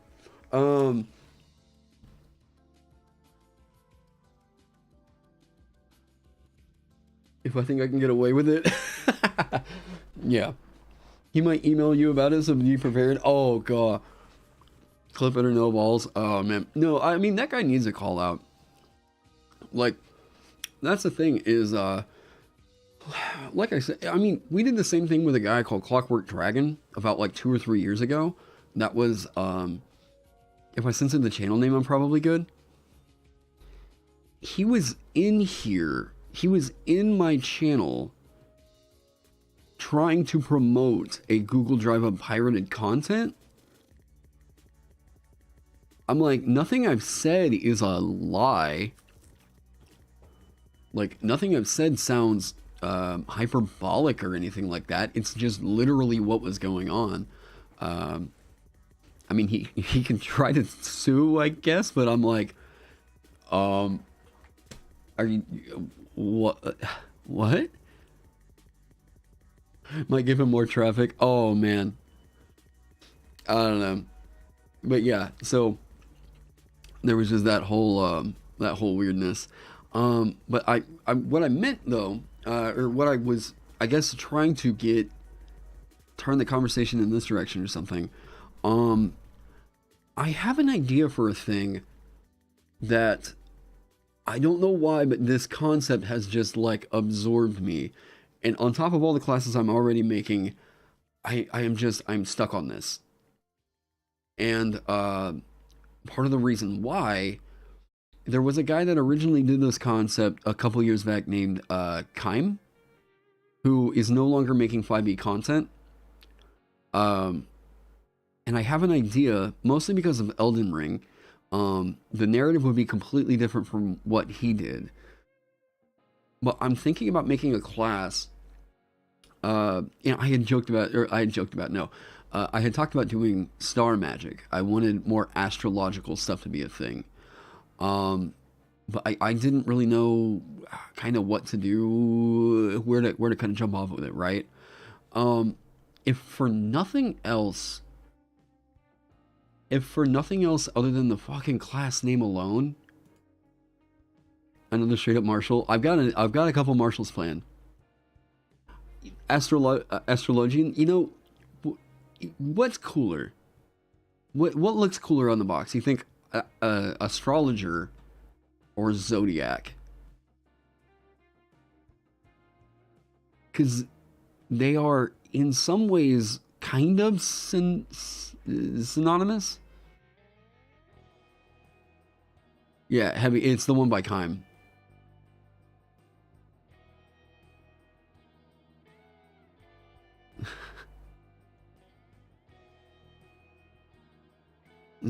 Yeah, Zodiac Killer, yeah. I think the Zodiac just sounds so much more appealing.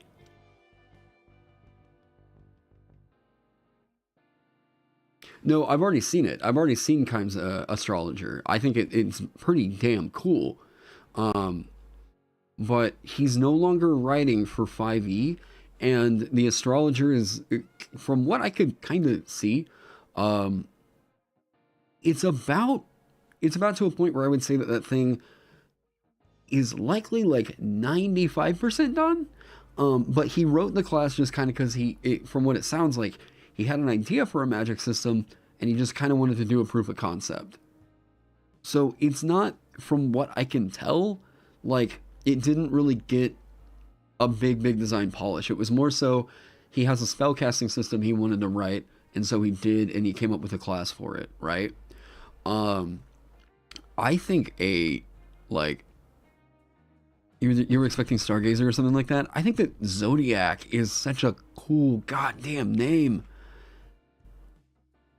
Zodiacs are the actual constellations. Astrology is studying them. It's actually studying them in relation to the planet. The Zodiac sounds really well. I mean, a serial killer took up the moniker. Well, I mean, yeah, but yeah, I can't let serial killers ruin everything. I mean, what are some things that are ruined? John Wayne Gacy ruined clowns. But I mean, clowns have been ruined for a while, I guess. Clowns were never good, were they? I mean, Hitler, yeah, that mustache was already bad. I don't know what Charlie Chaplin was thinking. Chaplin? Is it Chaplin or Chaplin? Chaplin, right? Yeah, no one can ever have the toothbrush mustache anymore. What else? What else did just terrible people ruin? Did Charles Manson ruin the song Helter Skelter?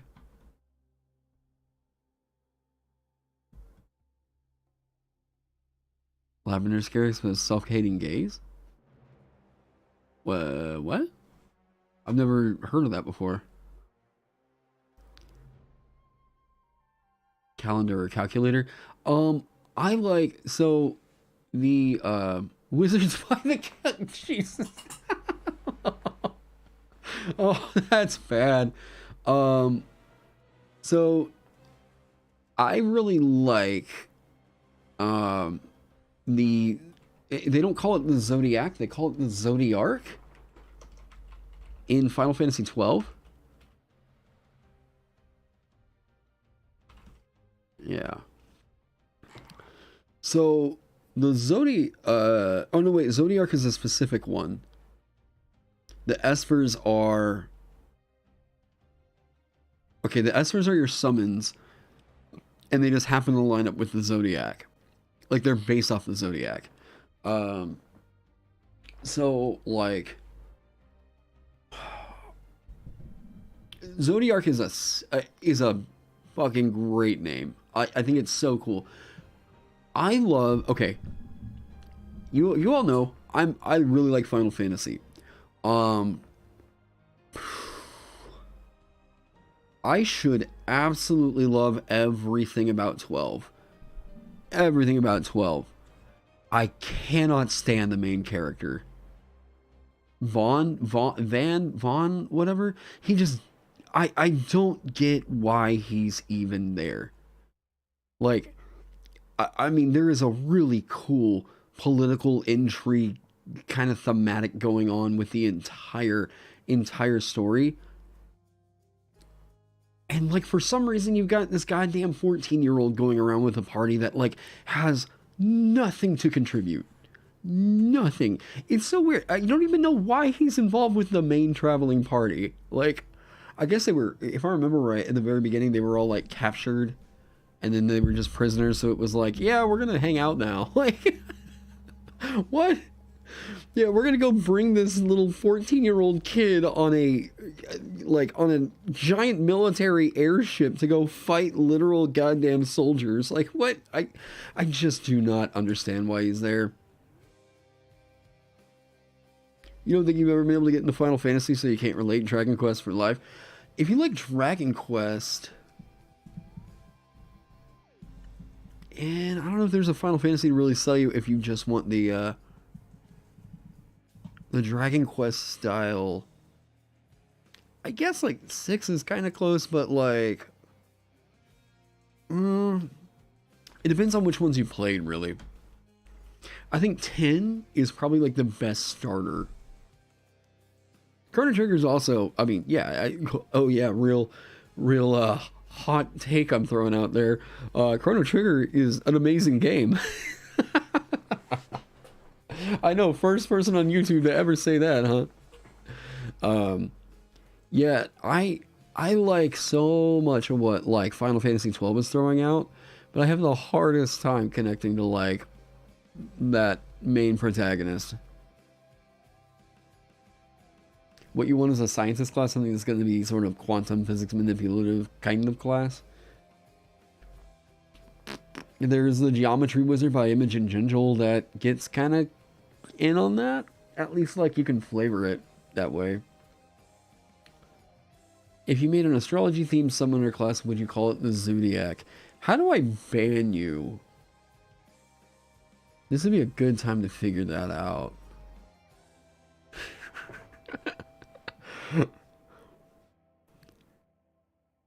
Chrono Trigger good. That's a take I don't think I've ever seen said on YouTube.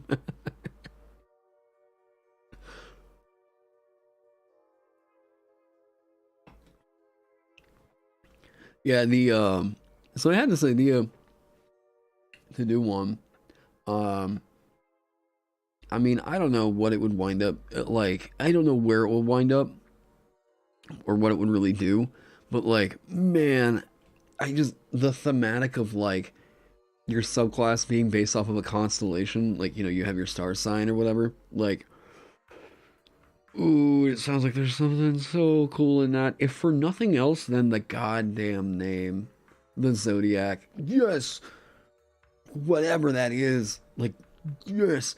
And, like, I mean, I wrote out a different, like, magic system and everything for, like, the, do I have to call them constellations? Like, hang on. I just want to show you, like, oh, because, like, part of it is also this fucking font I found. Oh my god, Ecstasy is so gorgeous. Seeing, like, I mean, come on with that name. That is sick. That is sick sounding. I don't know what. It just looks so good on here. I don't know what it would wind up being, but like that immediate look of like the Zodiac. Just yes. I have no fucking clue what you will be. Oh god. Come back.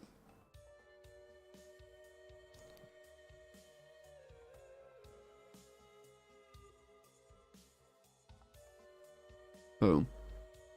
Right? It looks so badass. Ooh, I like the right align. Hello. Just gorgeous. No, can I write? Can I do this? Keep you centered? Nope. Okay. Nope. Whatever. The right align looked good. Oh. See, that's like...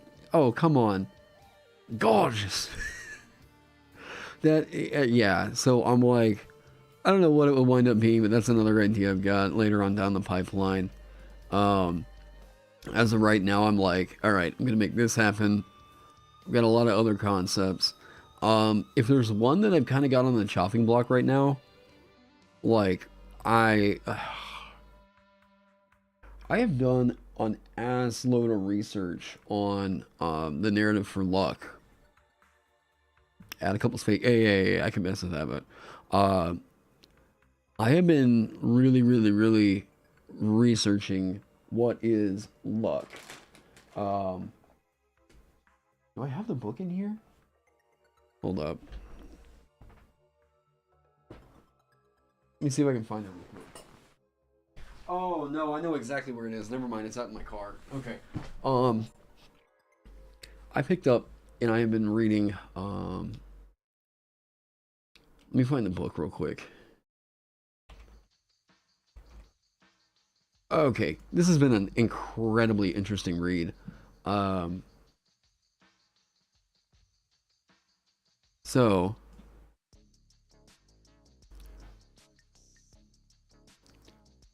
yeah, I accidentally purchased it twice. Oh my dude, if you are into like reading philosophy, this is a really, really great book to get you started on. Like just the different interpretations of what luck has actually meant. I do think I figured out why the narrative for luck is not very well conveyed in 5e. The luck is the antithesis of skill. Yeah, you could say that. There are different narratives that I was trying to kind of go with to figure out how it could be, you know, whatever. I had some ideas for the class. But like, the more and more I read into that book, the more I'm kind of like,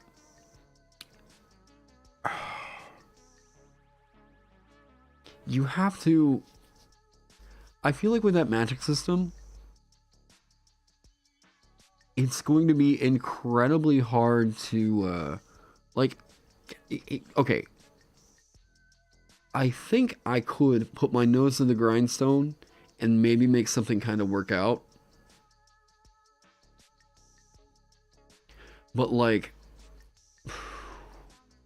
it's rough. My thought was, so the entire narrative is, like someone in chat, Blue Thumbnail just said, right?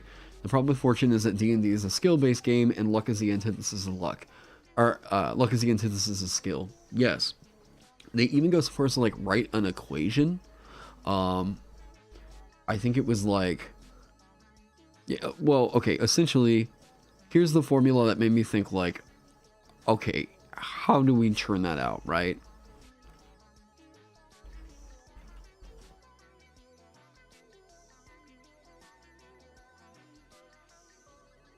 I believe that's right.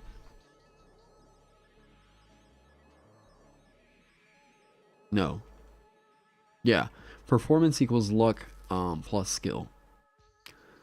So, like, you could say skill. That's minus luck.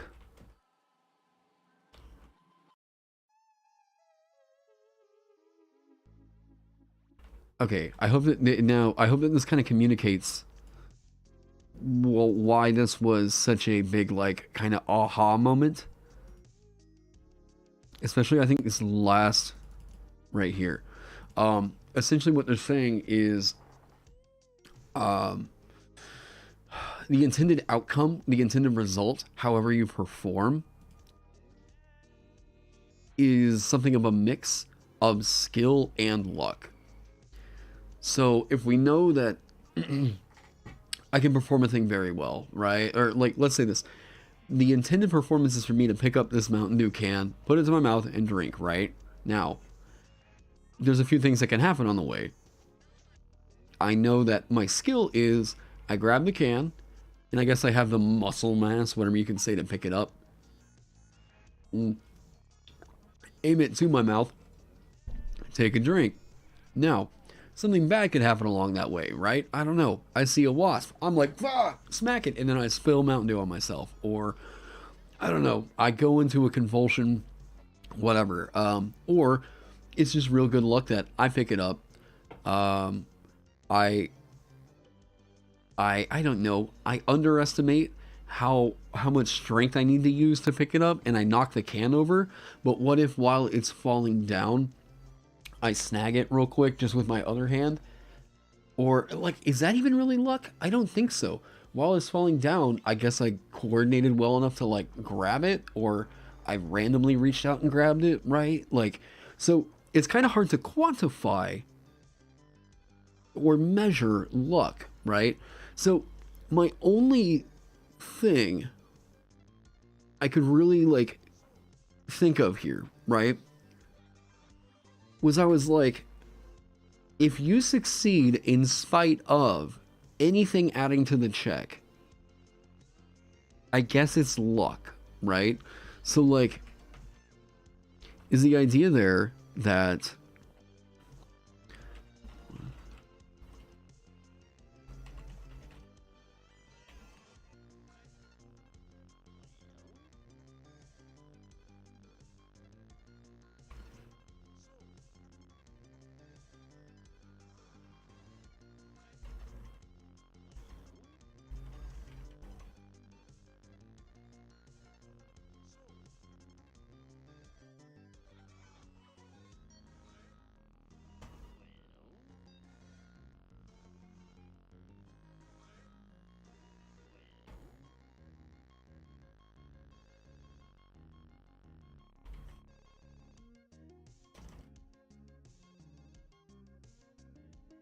no,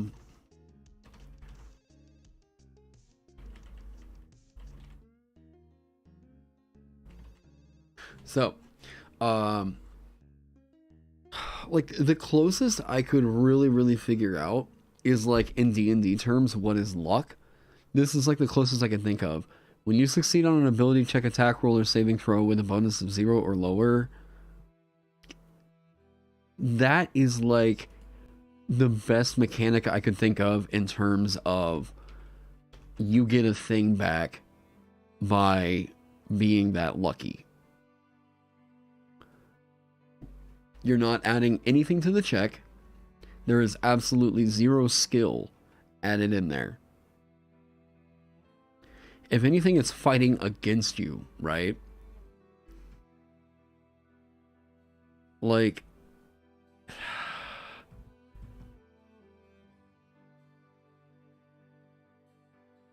when you rock out on a check with a dump stat. And that's kind of funny. It's like, what if it's the dump stat class?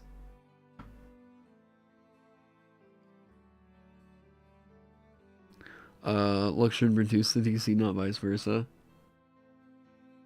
Oh, you gotta be real careful with that name right there, Bowwin. Jesus. I'm not about to read that off.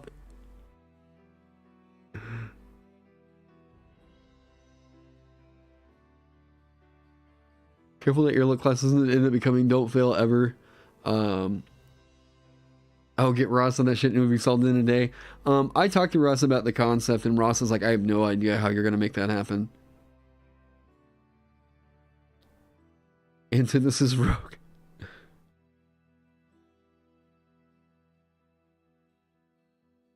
Is the DMs who make a DC 20, yeah, 21 plus. So like,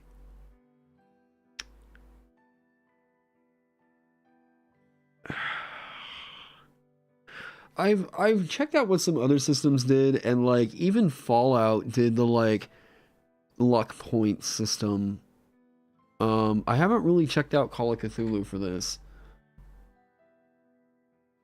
But this is, at least whenever I was doing research, I like so much. I want to make the fortune happen.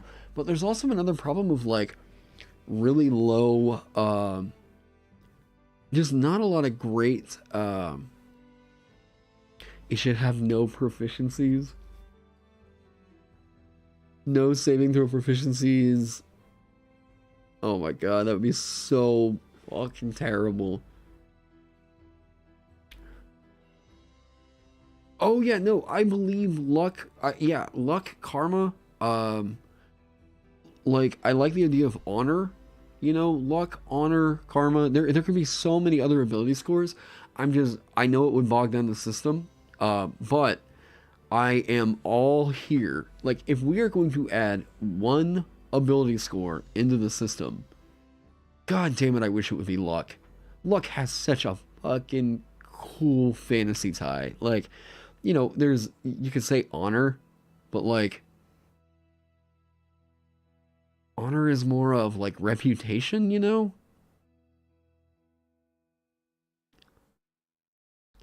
Honor is pretty cool. I like the idea. I like what it can mean. What I think you can do is like honor is a sliding scale. I wrote this in the past, and I'm sure like if I tried it again today, it might be, you know, something else. I did honor as like a flexible one that basically is like based off your actions, you might add or lose to that honor score. And it was a thing that you could substitute charisma checks with or something like that. I can't remember exactly how it went. But, I mean, it got players, what I found was it actually had players, I don't think it's a great idea, because I don't want to ever introduce something into the game that the intention is to be used to curb the players just having fun, right? There's other ways that you can deal with, like, players being assholes, you know, but, like, if they're having fun with a thing, they're playing their character out, and, you know, whatever, I really try not to, like, me as a DM go, like, oh, whatever, no, -2 honor. Like, nah, get that out of here. Do you prefer hit points got renamed luck points? Eh. The only thing is that luck should be rare. Thing that happens, but narrative how classes progress leads to things happening more often, thus losing its value. Yeah, like, it's cool to be, like, manipulating luck and whatnot, but, I don't know. God, yeah, if you're just the literal living chaos ball, I do think that, like, the best representation I've seen of a character with, like, that is definitely a lucky character, is Domino from, like, Marvel. Domino is, like... Now, we're not, like, on the fortune right now. No, we're just kind of talking. We're hanging out.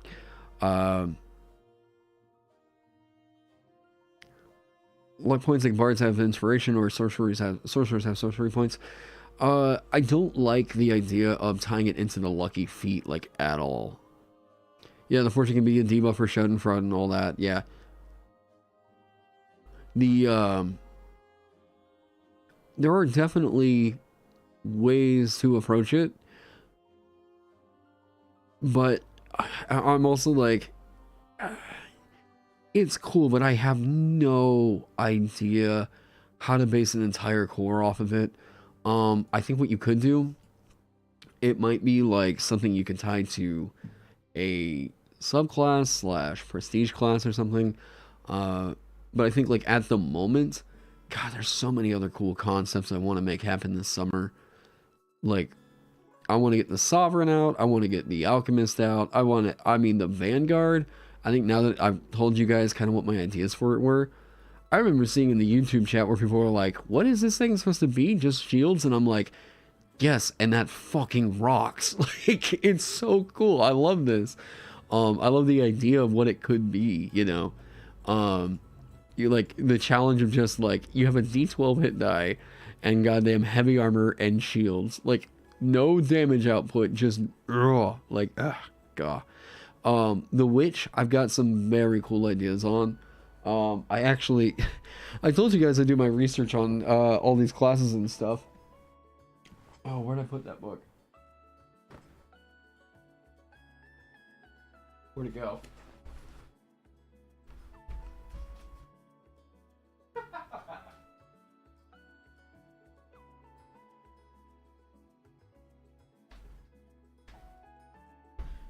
Yeah, so I bought some books for research, and I guess good thing I left. I'm not teaching at a Catholic school anymore, because if I had this on stream, boy, I think they'd have some questions for me. So I picked up this book, and I have been digging in a bit more into like what it really means for like witchcraft and stuff. At least, you know, the stream needs to be renamed Stream of Consciousness. Motherfucker, you may have just given me... Hold up. Oh my god. Oh wait, Sarah's streaming right now? What's she doing?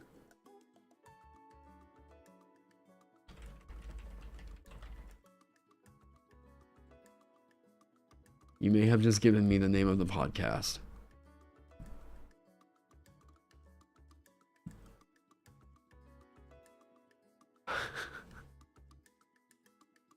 If we just called it Stream of Consciousness, that 100% gets across everything about what we were trying to make that be. That's beautiful. So on witchcraft and everything, yes, you did a very good. That is a very cool name. There's a podcast planned. Oh, did I not tell you guys? Did I not tell you guys about this? No, surely we did, right? Right?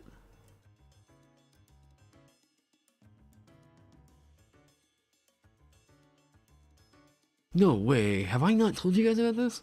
Okay. You guys got a little bit of a preview of it, I guess. So I think good lad, yeah. Somebody give him a biscuit. All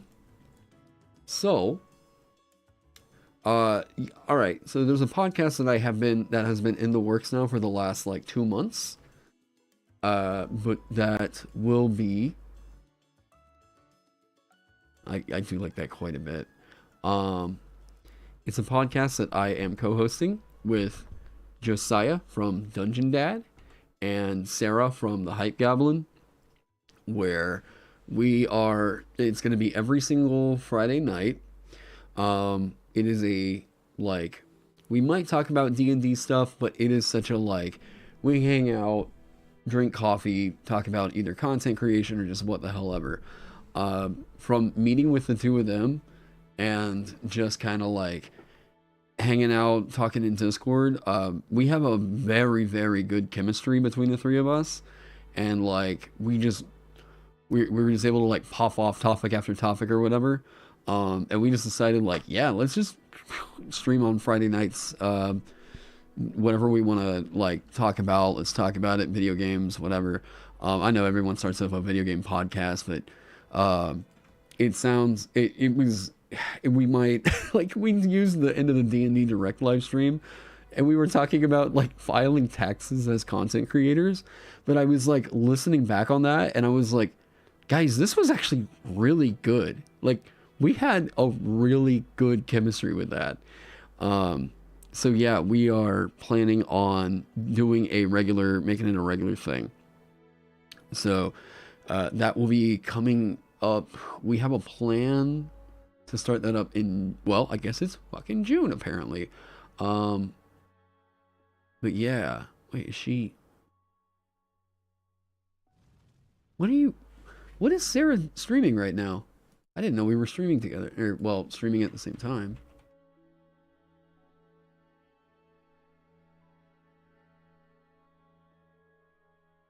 Oh, she's playing Fortnite? Oh man, if she's still on later, we gotta go raid her or something. Actually, what time is it right now? We'll review video game podcast. Hey, Dragon King, thanks so much for the $5. Now this is what you call luck. Oh man. God, that is pretty sick. Okay. So while we are, I am going to real quick take about a 10-minute break. Wait, is she actually live? Yeah. Go. Twitch.tv/thehypegoblin. Where do I do the thing? Wait. Oh no, I was I am following her, right? I'm gonna take a 10-minute break. Probably less than that. I gotta let the dogs out, just kind of stretch my legs and everything like that. Go say hey to Sarah. Go show her some love. I will be back shortly. We'll get back on the Alchemist because there's all kinds of other stuff I gotta do. But hell yeah. So go do the thing. Be friendly, all that good business. Yeah. Once we get back, looking a bit more into Oh, can I let you know about the book of witchcraft that I showed? It's the Encyclopedia of Witchcraft and Demonology. I also think I figured out, number one, killer fucking feature names in here for a witch, alright? Yeah, there are quite a few ideas I've got in mind right now for all the other classes that I've listed that I want to make, that I'm just like, I think I might put the fortune on the back burner. And yeah, so anyways, I think, like I said, I'm gonna take a quick break. We'll be back. We'll do more stuff, all that. Go say hey to Sarah. Oh, and if you're interested in some coffee, like I need to go make myself, you go over to Many Worlds Taverns. Good stuff. I promise you. I drink it all the time. See ya. Wait, I'm not going anywhere. I'm just going to go on break. I'll be right back. You stay here. Well, no, go say hey to Sarah and then come back, right? All right. So, Many Worlds Tavern. You use code IndestructiveBoy on checkout.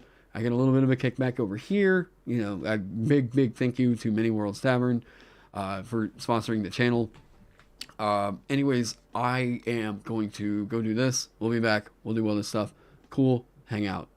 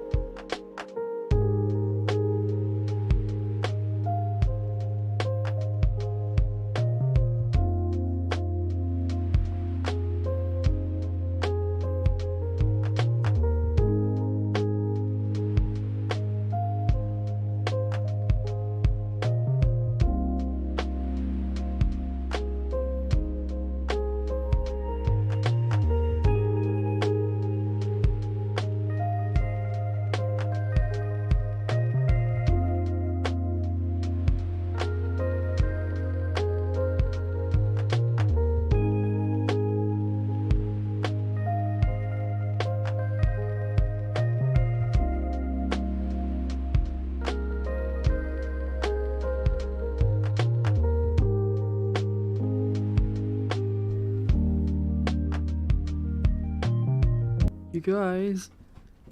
Oh no, Paulo, wait, go back. Paulo. Oh, he was sitting up on the couch, like right over here. Paulo. The couch is yours as far as I'm concerned. That's all for you, dude. You wanna go hang out up there? You can hang out over there and watch me work. Yeah, you good right there? Well, what's up, everyone?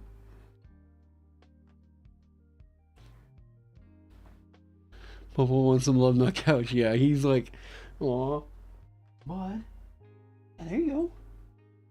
There you go. I know. The couch is all for you.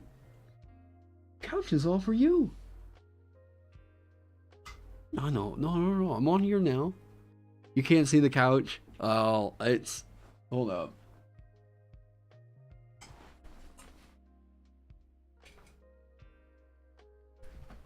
Oh, you did the thing! You did the thing! Guys, that's all for you! Yeah? Oh, I know. You're gonna get me Twitch subs. Yeah? Oh, I know, bud, I know. You can save for 2 million. What? There you go. See? You can do that too. That's fine. Good bud. Doggo does give inspiration.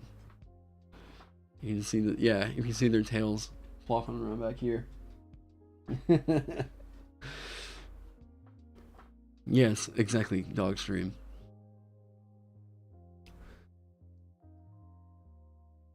You were watching both at the same time and you got real scared when you started. Oh, man. Oh.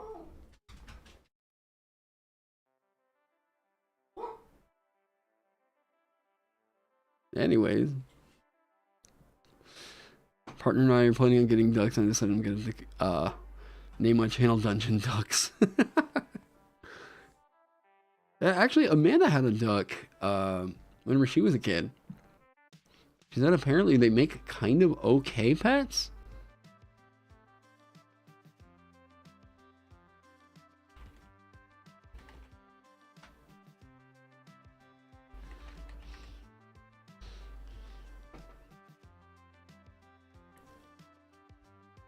You've been kind of busy moving. How many to keep yourself on the loop? Is there an idea on what's going to be worked on after the Alchemist? I think next up really I think I have the idea as to where the Vanguard needs to go. I mean, mostly because tower shields have got to be a thing for it, and I wrote a mechanic that I think makes tower shields kind of interesting, but it's one of those things. You'll see more of the Vanguard, to be honest. Like, it's, oh god, Amelia. It's one of those things where, like, it's going to be a class that's a little difficult to, how do I put it? Let me just open it up.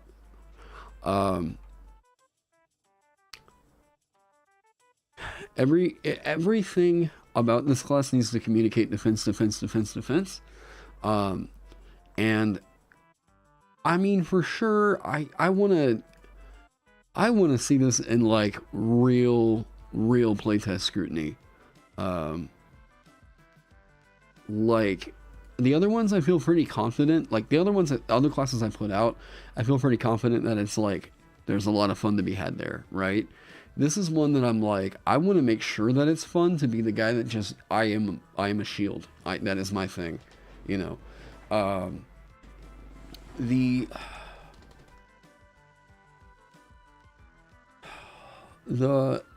I think the cool thing is going to be, actually, you guys know me. I can't stay focused on just one thing for so long.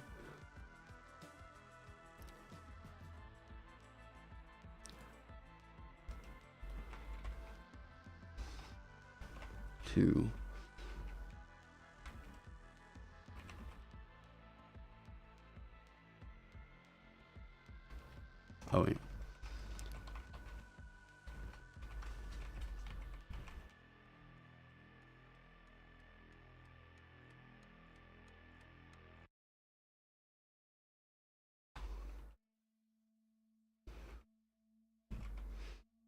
I guess your size are small.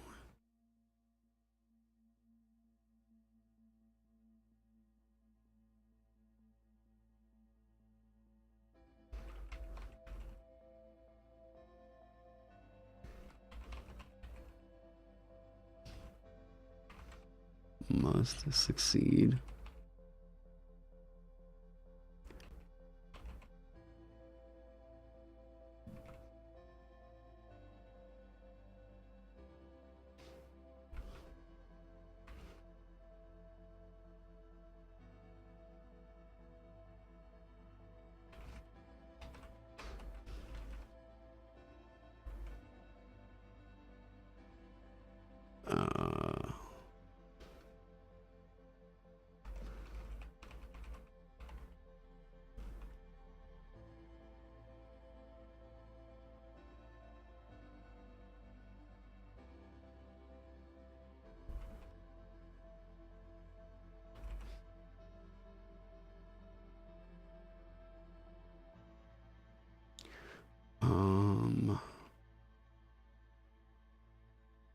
I don't know that, like, man, it's so cool to have the charge where you just run right into. Man? There's nobody out there. She's just woofing the wolf. Fortune Prestige class. I think that might be the way that it might need to go.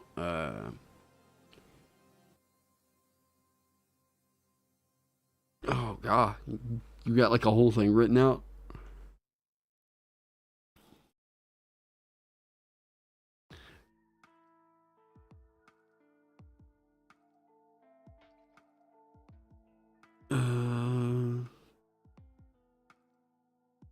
Maybe. I don't know. I mean, I just don't know where that. I don't know where the fortune thing needs to go in. Is it one of the UA giant powers or the Rune Knight powers, right? What if your movement speed is 35? I guess.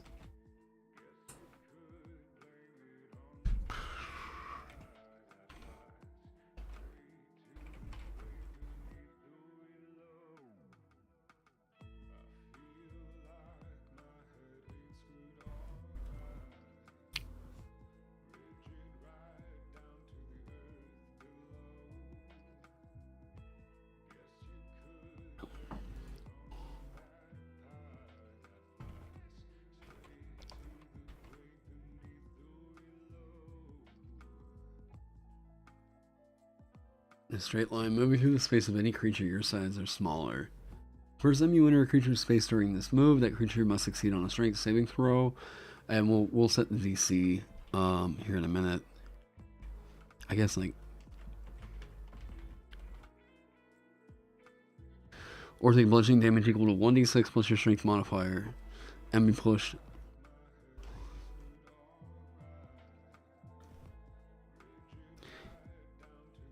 I'm stop spamming. Sorry, no, you're okay. I just have a. My mind's on a thought here.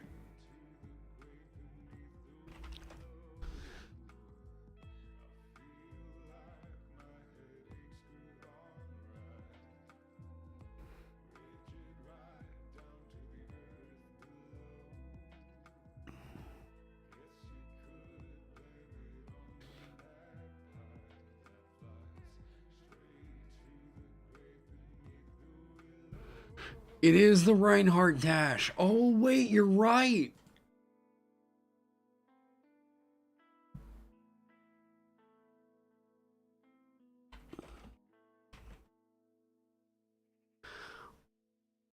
Ooh.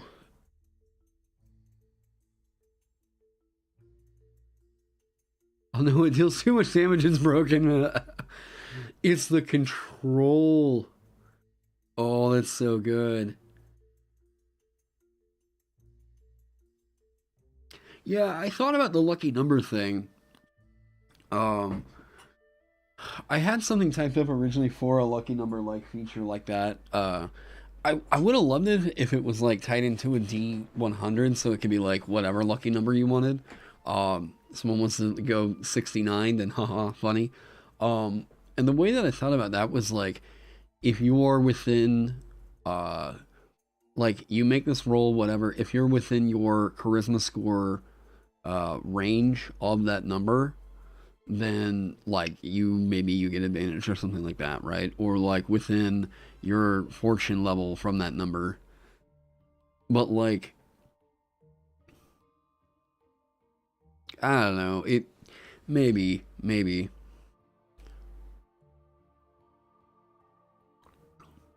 pick up a creature and then just barrel through.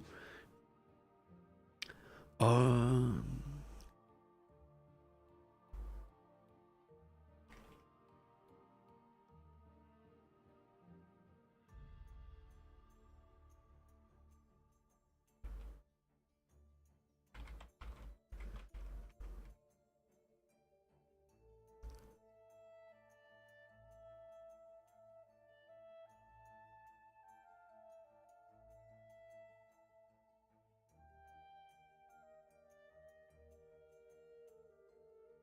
Believe me.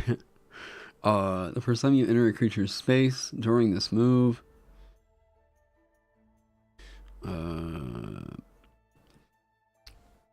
but then if it's within range of that number, it's suboptimal to choose any number too close to 20 or 1. That's why you have like a rolling total, to where like 1 is actually within like 5 range of like 98.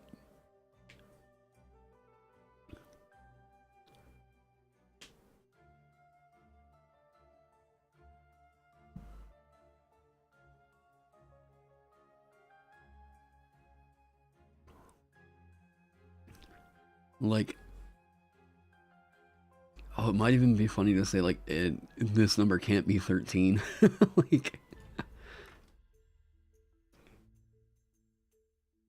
while you're wielding a shield, you can use an action to move up to your speed in a straight line, moving through the space of any creature your size or smaller.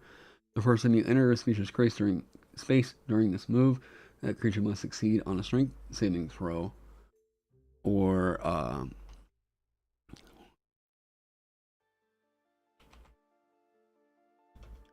wait, okay, I'm gonna make another version of this. Hang on, because I love the Reinhardt idea.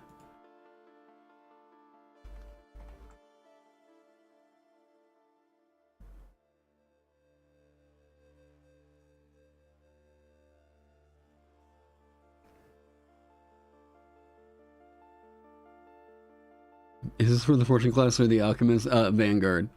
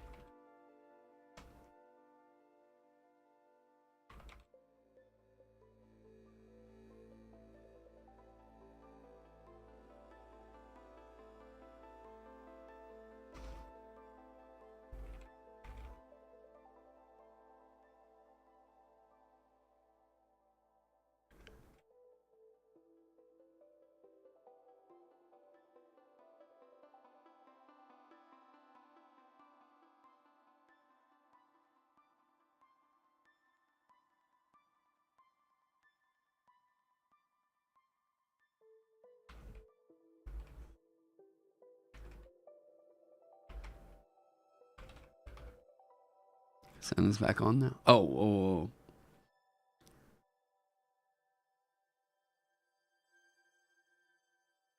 Be grappled by you by the movement. Well, you can only have one. Oh, all the other creatures. Ooh. Oh, yeah, that's right.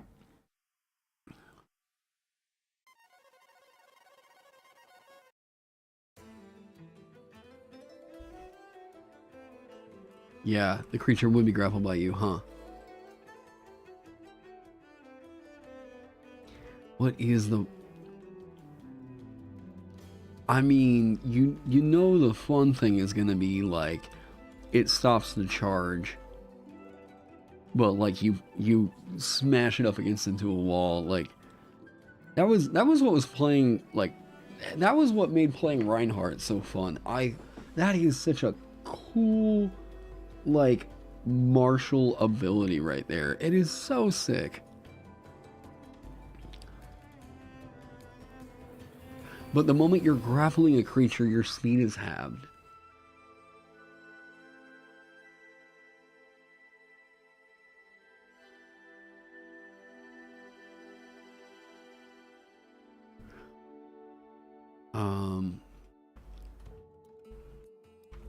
You charge the whole team off the map once. It's so cool. I love the idea.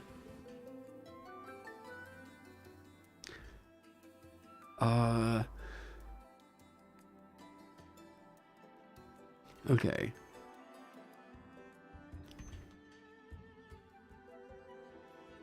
Be grappled by you.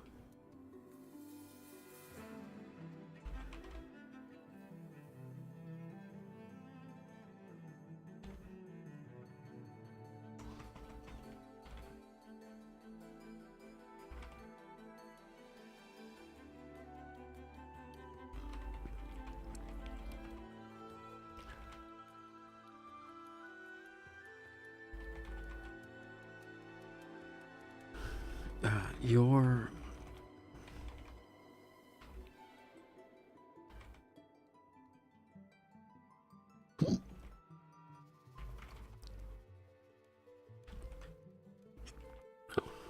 Yeah, fuck Blizzard, but that doesn't mean that they didn't have some cool ideas. Fuck the company. Some of their designers had some cool ideas.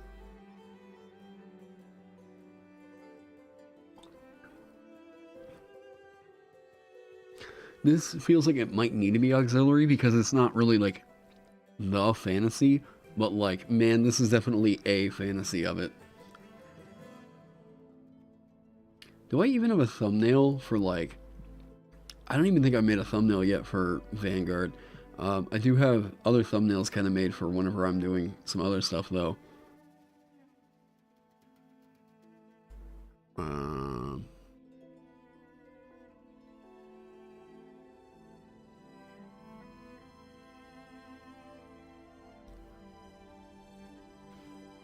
Oh shit, wait, Kibbles responded to... Okay.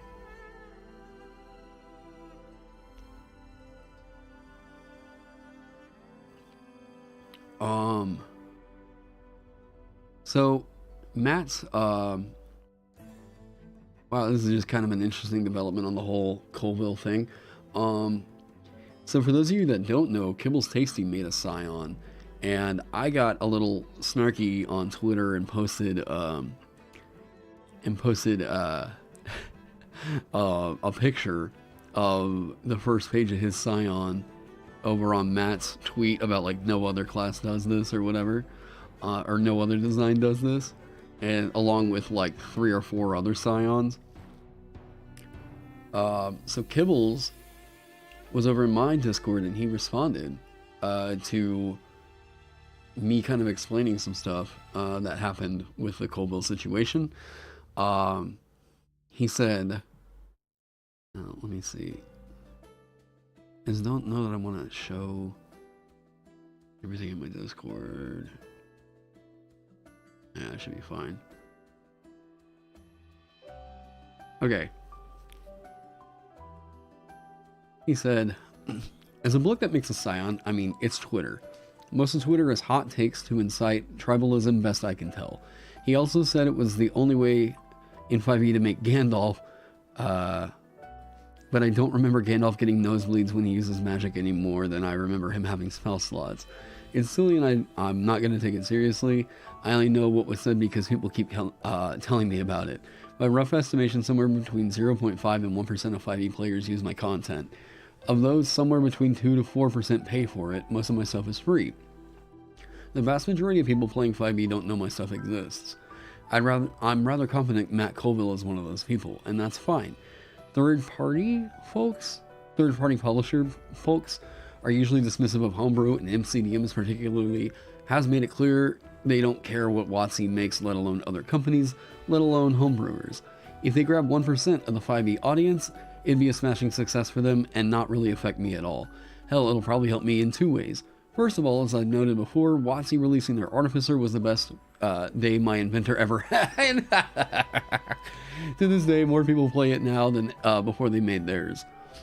It got a ton of people interested in the concept, and a lot of those folks found mine when they weren't in love with the official one. That helped me put competition into perspective long ago. If WotC releasing a class isn't a big enough net to catch all the fish, no third-party publisher or homebrewer is, and their fishing lights marketing budget are just going to draw more interest in the nets overall. That analogy got weird, but hopefully it makes sense. Second, they went the route not taken for mine. I drafted up a version like that long ago without psionic magic transparency and scrapped it. Some people still hate mine for that. I'll be more happy if those folks go play that one instead of complaining at me. Man. Yeah. Fucking definitely Chad.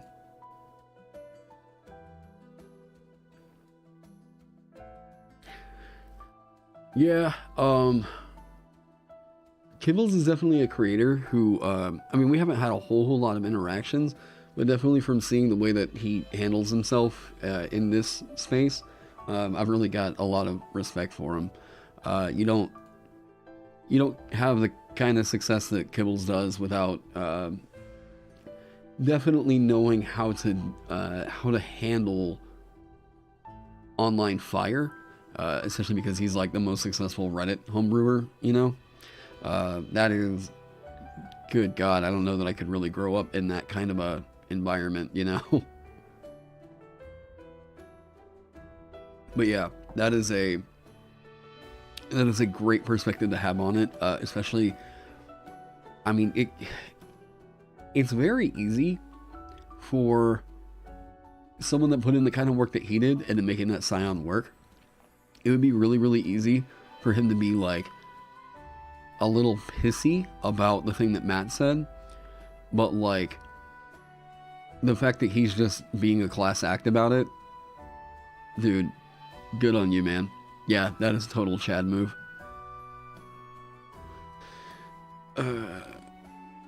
Charge an impel.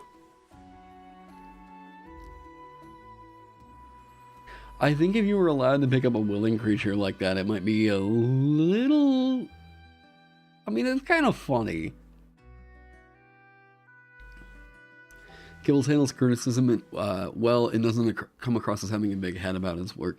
Yeah, the most important thing I could say, and like, hey, Matt Colville, if you want a little piece of advice here you go. Like, you might set out to make the definitive version of a thing, which is like what we should all be aiming to do anyways, but that doesn't mean that you did. Like, and that definitely doesn't mean that you did for every table, right? So, like, you cannot be operating under the assumption that, Jesus Christ, anything that you make is perfect and flawless.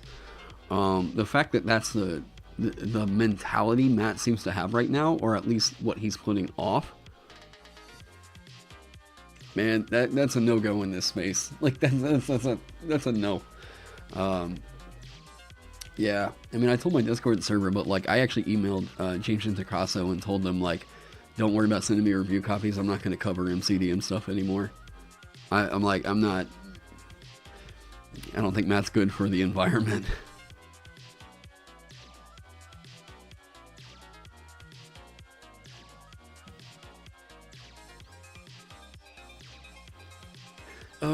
There's no way to get this to cleanly operate without it saying...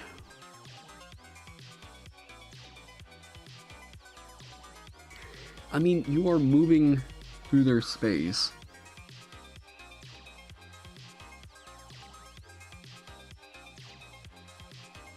Man, the narrative of it's a little odd.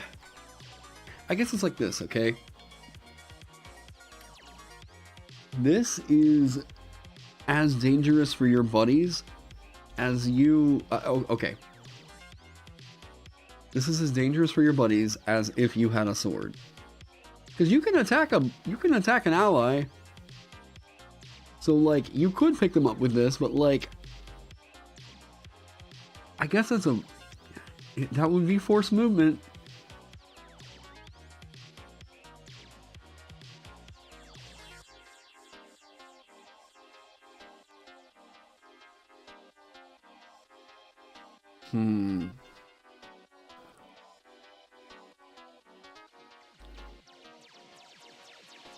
Yeah, you can catch an ally in a fireball. I don't think it's a bug, but a feature. Yeah.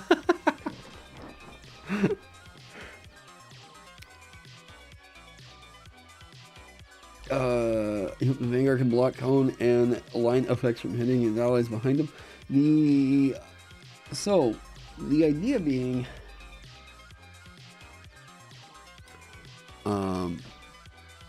Curse of Petrification Slam? Boy, you know the Accursed way better than I do.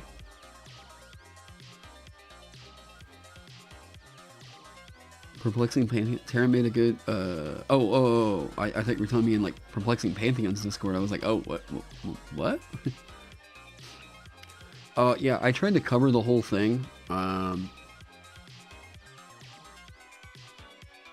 Oh, yeah. If you go over to my Discord, I typed out at least what I think is a brief history as to why, how do I put this? Why other creators are pushing back against, Matt's recent, behavior online.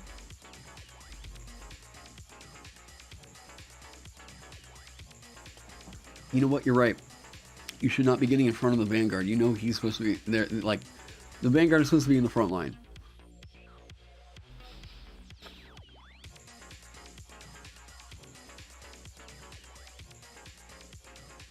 Okay. Now, the problem is, yeah. No, wait.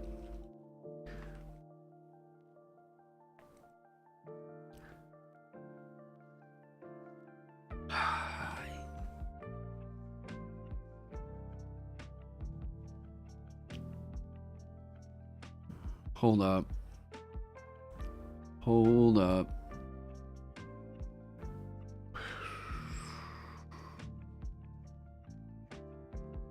Where are you at? Come here.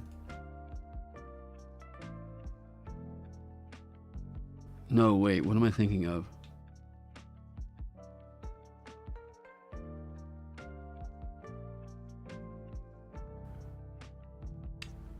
Wait, Pathfinder has a tower shield?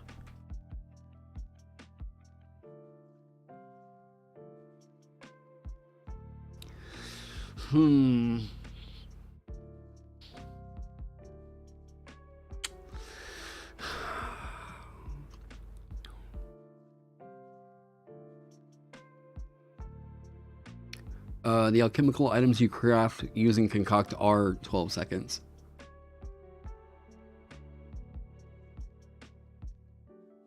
Previous editions had a tower shield. How did they handle it? Okay, I've written my version, and that's the way that I think, like, I need... I feel really happy with that, but I am curious what they've done over in Pathfinder.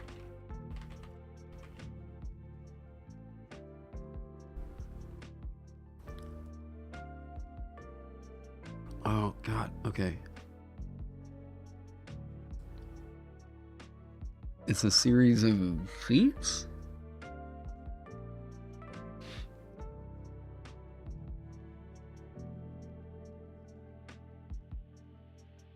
Oh, it's basically the same.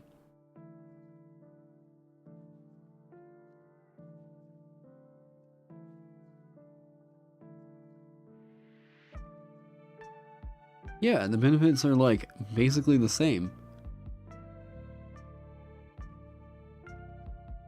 General rule of thumb, you think D&D is missing this, Pathfinder probably has it. Yeah, it seems like anytime I'm like, yeah, but no, and I've always got someone that's going like, oh, Pathfinder did that.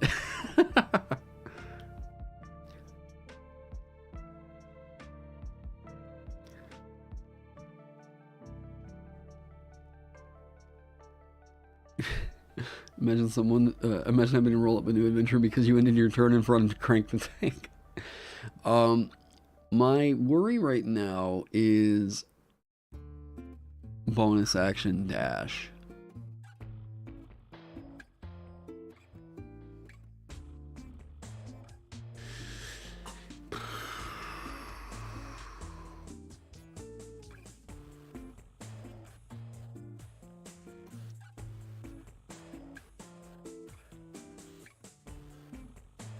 Does it need to say while you are wielding a shield and have not taken the dash action this turn?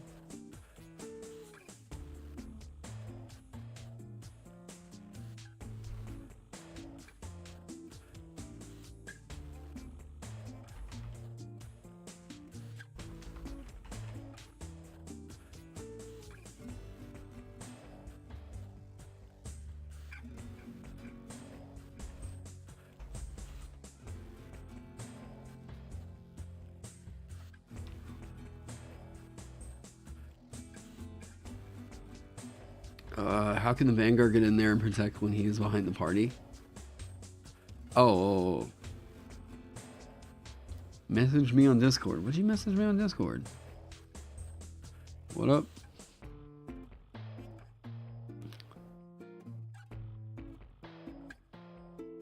Tower shields and pavilion. Oh, this is I would rather not look at other people's homebrew. I have a mechanic for how I think the tower shield should work, at least what's pleasing to me.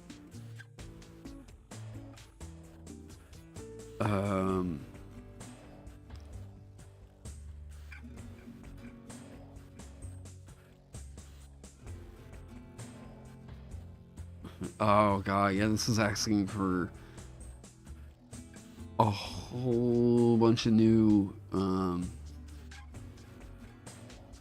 properties and stuff. New fighting styles.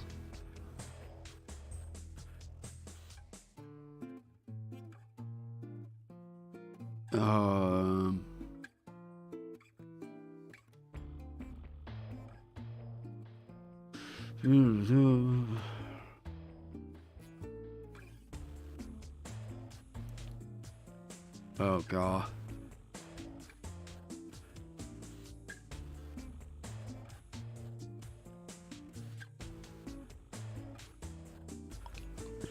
This is a little too... Yeah, it's just, there's a little too many moving parts going on right now for me in this.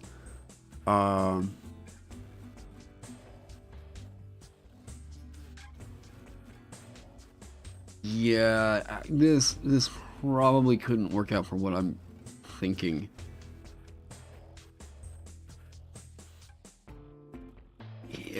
Yeah, it's just, in my opinion, that the revised weapon thing, it's just kind of, how do I put it? It just doesn't seem, graceful enough. Like, there's just like not really enough elegance in there for me to like kind of feel comfortable basing stuff off of like what I'd seen over there.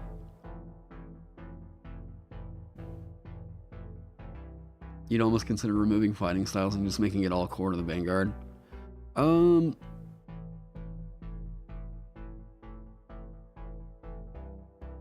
yeah, shape changing, yeah. So like, there are a lot of good ideas already in the 5e system.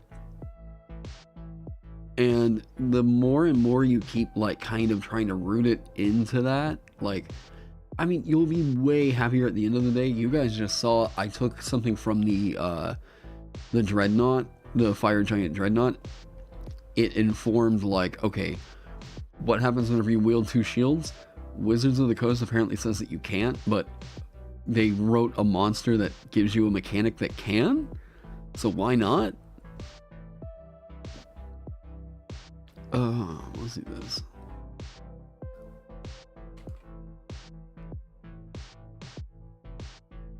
I mean, I can't immediately see an issue that pops up whenever I'm looking at, you wield a second shield, you get a +1 to your armor class. That sounds completely fair. You are foregoing any aggression.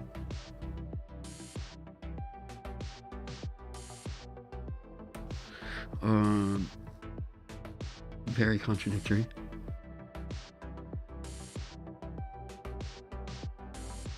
It's like they do and they don't embrace, they do and they don't embrace the system. It's so weird. Tower shield should remove AC. The +2? This right here? You need something in your AC there for it. I mean, it's a shield. It's granting you the +2 to your armor class, but it's also a form of cover. power shield should remove dex from AC as they are clunky. It's already giving you the disadvantage on stealth. Like, that's a bit like over design. Where once we get into that territory where it's like, yeah, we have a penalty if you use this thing, that tends to be a matter of like, we're getting a little too much into the thick of it. There's like, skip strength and damage immunities. It's already pretty significant that you're getting the +2 to your dex from the, like, you have cover.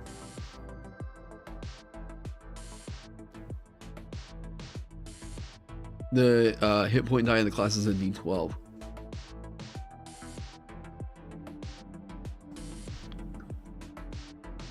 You require crunch. I prefer to design from reduction.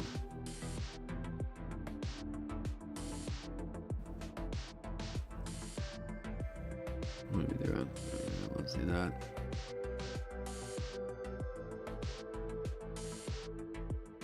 Here, boom, I'll rename the stream.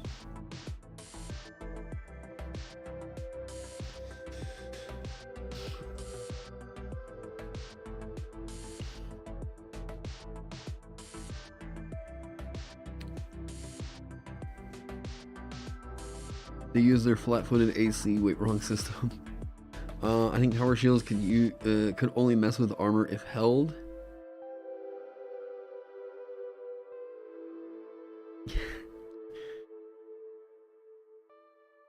I prefer if the design is so it's elegance. I'm aiming for. I want it to fit in the system fairly well. I don't want it to necessitate a bunch of arbitration. Like, we can already make a bunch of different concepts in this game work. I'll tell you, if somebody tells you that, like, I don't think the system supports it, it just means that they can't immediately think of a way for it, right? That doesn't mean that it doesn't exist. Oh, dang it. Like I told you guys, I like designing out of spite.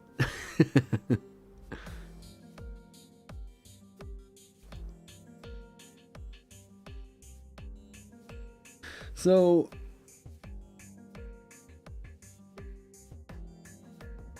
yeah, there we go. I'm trying to remember.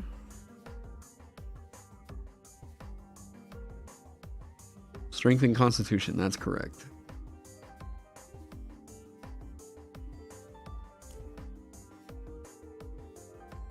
Let's pull this over here so I got something to reference.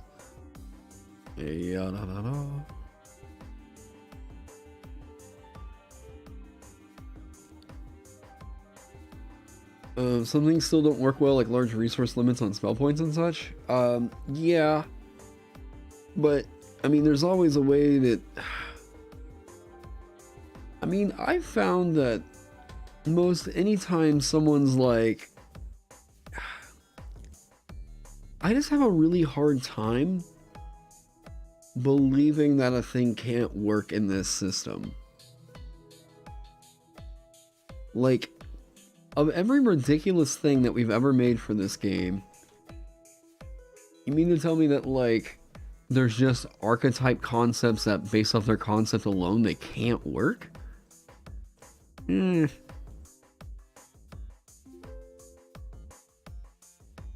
Maybe spiked.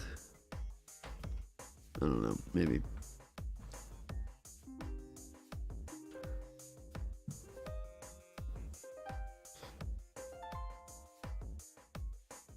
You want modularity?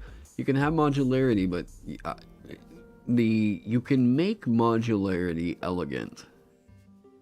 You don't have to. The two are not forced to be separate.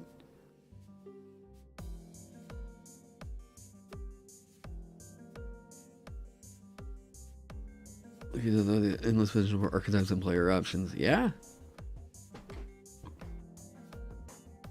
Yeah, I have a really hard time buying into the idea that, like, if I'm trying to make a concept happen, it can't. It like they're saying like, oh, it basically just can't happen because the system.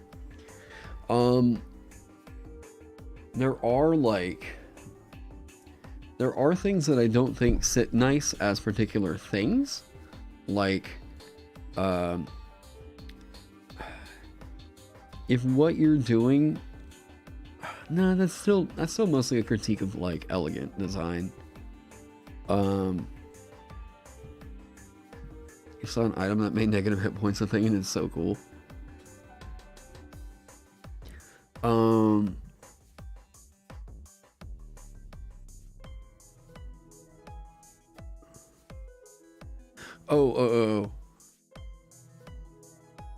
Please use con instead of dex for saving throws, please. Like, imagine the idea of taking a fire breath by turtling.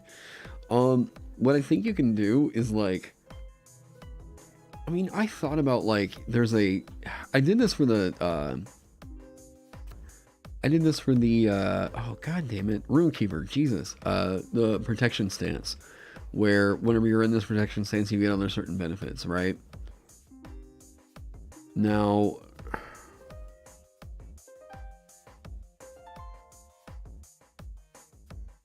I'm just reorganizing this.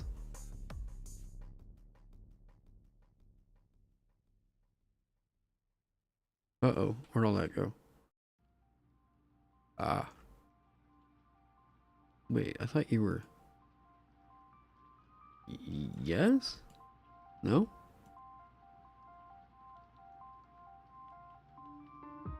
There we go.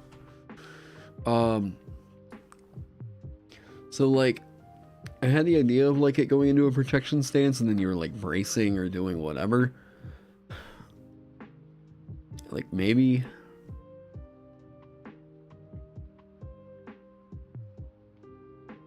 I don't know, I still wanted to play differently than... I mean, I wanted to still feel totally different than the Runekeeper.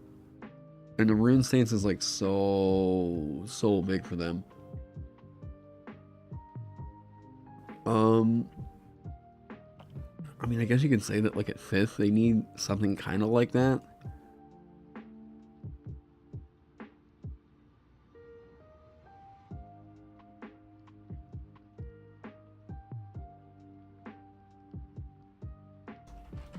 Jeez, my typing.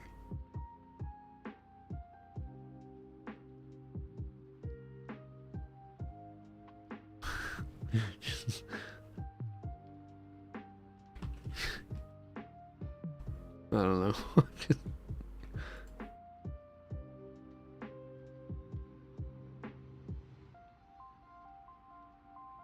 There's one thing no one can do except the best. Psionics, yes, of course.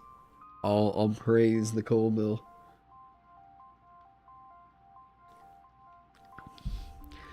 What's the narrative I'm thinking about for this?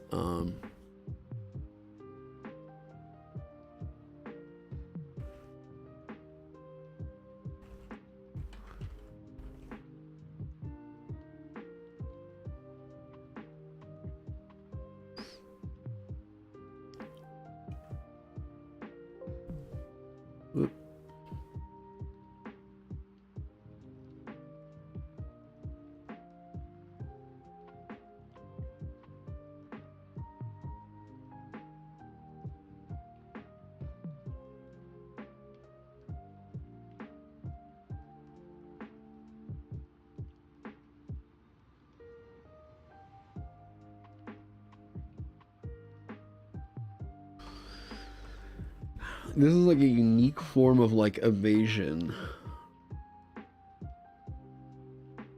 And this is basically giving them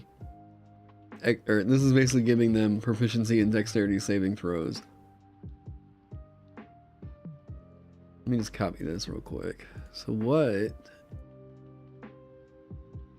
Vanguard steer aggro.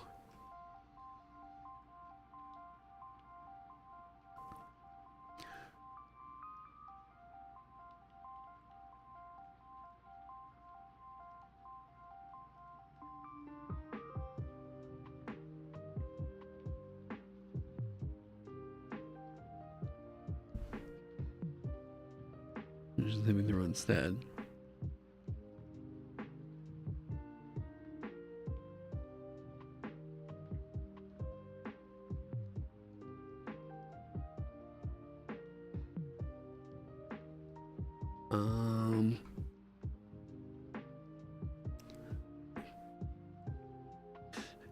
If the effect...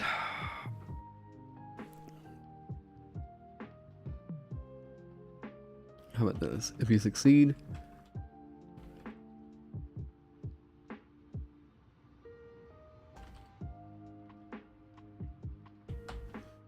Boom.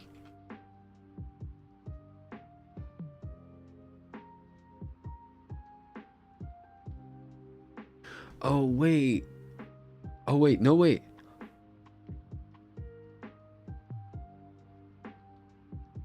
Holy shit. I am so happy Treant Monk tagged me in that thing earlier today.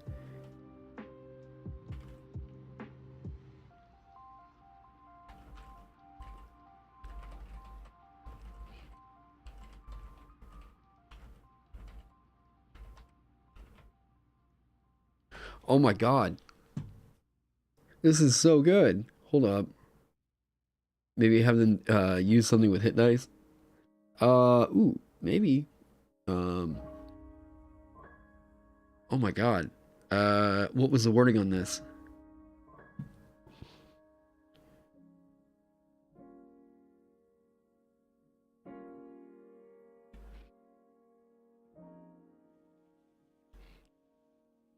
Okay, yep, this is it. Yeah, Treant Monk tagged me, Colby, and Thinking DM in a post about Astral Self.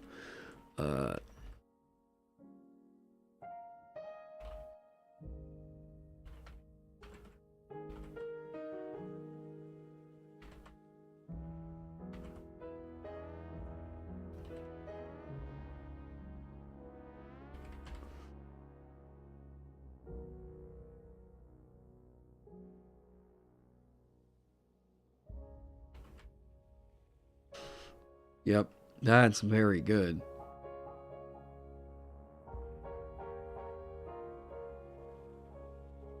You know, a feature like that for the Scion. It's a good... Oh man, that's a really cool space. Can there be a subclass based on Sabnog from the Aruma anime? I've never seen it. One scene where he made a shield and then he made spears emerge from it. The archetype I tend to think of... Hang on.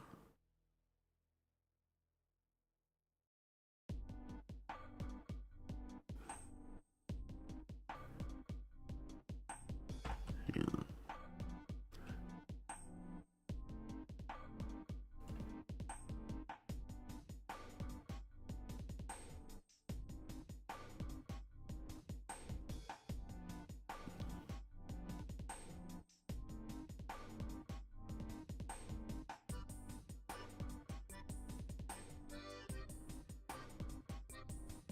Wait.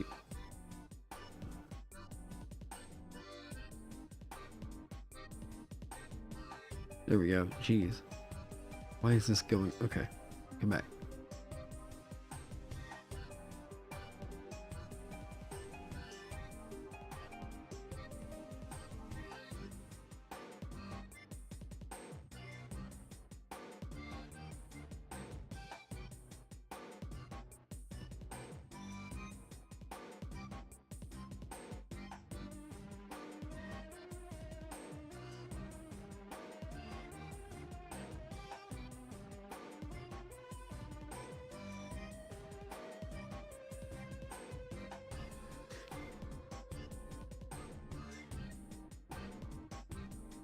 Okay.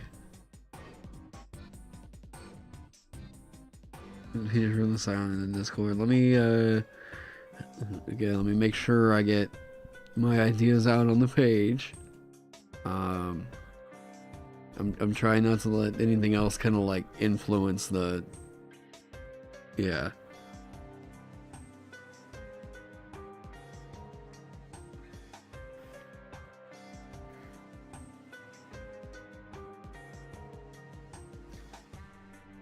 Okay, Santa Shield. Okay. Does this work? Whenever you're subjected to an effect that requires you to make a dexterity saving throw, you can use your constitution modifier in place of your dexterity modifier when making the save. If you do and succeed on the saving throw, you have resistance to any damage dealt by the effect. Is this actually good?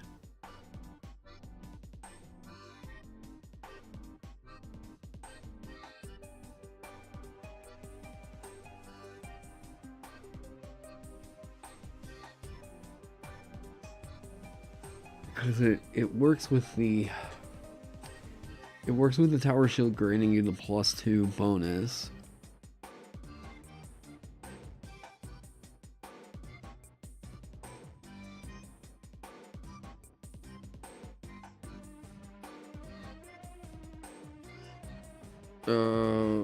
Other effects, no, that's already covered. That's all the additional effects. You don't really need to say anything else like that. Femcatboy stream at 10K. Don't you start signing me up for shit.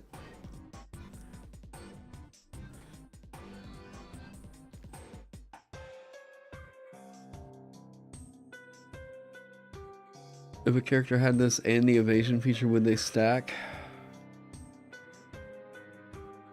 I mean, you're still making a dexterity saving throw.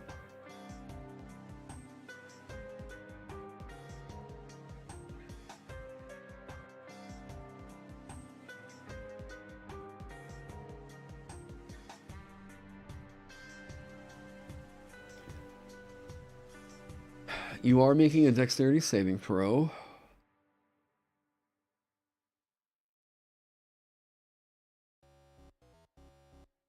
How do they stack? Evasion causes no damage. Wait, what? We're not...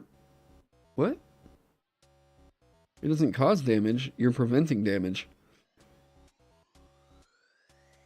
Oh, no, wait. I see what you mean.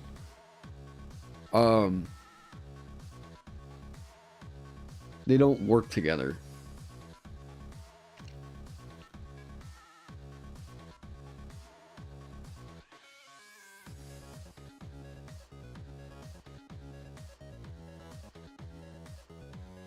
It's not a so this is the discussion that we had over there, because Treant Monk pinged me over on Twitter earlier. I've always got to be careful fucking sharing anything from Twitter, because Jesus Christ, this goddamn platform is so bad about just putting up not safe for work content anywhere. So Treant Monk asked me, Colby Polson, and Thinking DM, pinging some rules walks here, but anyone who sees this, feel free to chime in. So I'm an Astral Self Monk making a strength check. I use this feature. Is it a strength check or is it changed to a wisdom check? You can use your wisdom modifier in place of your strength modifier when making strength checks and strength saving throws. The interesting wording of this, some people, I mean, I agree that it's not exactly clear. On first read, it might seem like, okay, I can make a wisdom saving throw instead of a strength saving throw, right? But that's not actually what this does. What this does is it simply replaces your wisdom modifier with your strength, your strength modifier with your wisdom modifier, but it does not change the fact that you're making a strength check or a strength saving throw, because there's actual mechanical implications for all that, right? Because, I mean, you could go barbarian with it and yada yada yada, right? So I thought it was an interesting design because I hadn't really seen that, like I hadn't really paid attention to that quite, and it's cool. I like the idea, and I like it so much more. And I think yeah. So what I said was, wisdom modifier replaces a strength modifier, but it doesn't override the fact that a strength check is being made, which is super interesting. I like it quite a bit, and like it's a really cool space to work in. Like, so that's why I think the power through thing, like, I think this is kind of cool. Because, like, there's other Wait, so that does that mean it can be vice versa? Wait, what?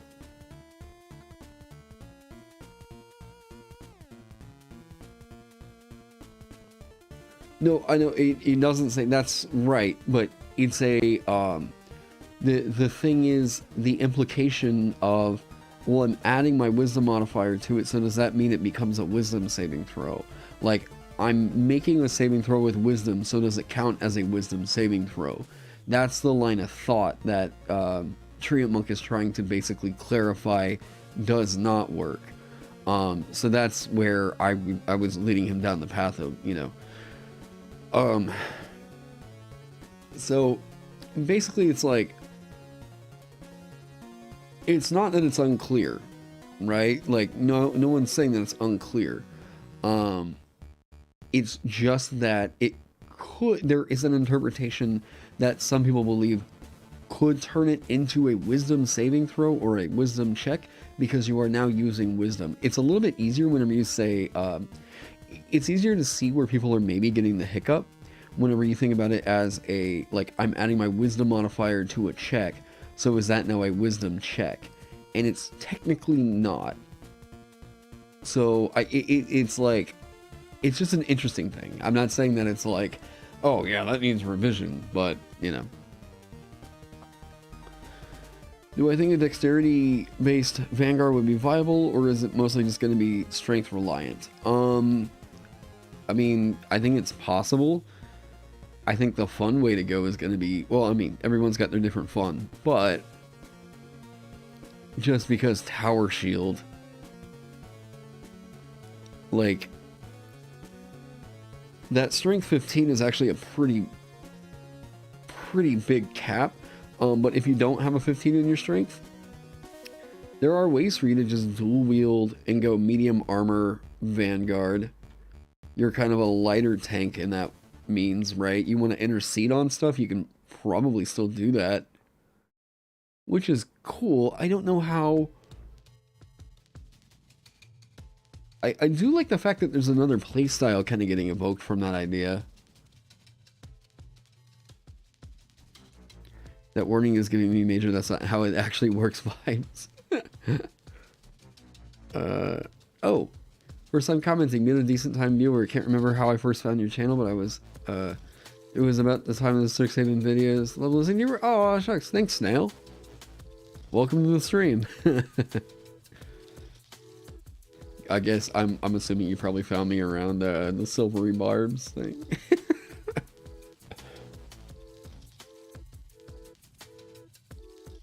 Yeah,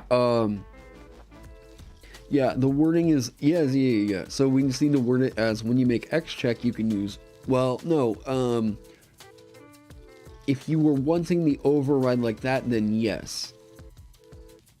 But if you're not wanting the override, then the way that it's worded in Astral Self is, yeah. Now, if I were to say, like, whenever you make a dexterity check or dexterity saving throw, you can make a constitution check, or well, whenever you make a dexterity saving throw, you can make a constitution saving throw instead, would mean that you now have proficiency with dexterity saving throws. But the weird thing is, it wouldn't work out with Tower Shield or cover, you know, just elements of cover, right? If you were doing cover gives you that, like, +2 bonus for half cover, +5 for, you know, whatever. The way that I worded it here means that you're still going to get the benefit because it's no longer replacing the dexterity saving throw. Wait, why doesn't AC work at least partially off of con? AC is supposed to somewhat be a measure of how easy are you to hit, not how well can you shake it off. Armor is like making you harder to hit. A higher dexterity is making you harder to hit, right? But if you are hit, like, this is why natural armor, right? Natural armor, I have scales. If it hits me, I might be able to shake it off because of the scales or something, right?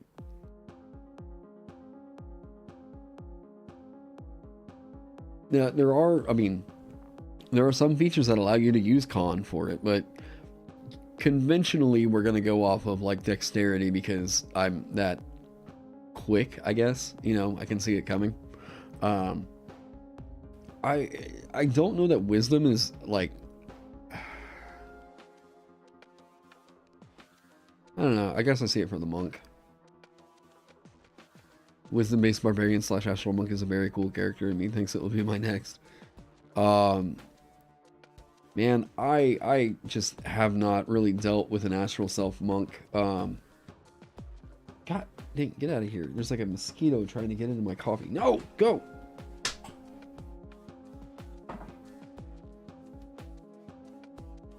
If I find you again, there you are.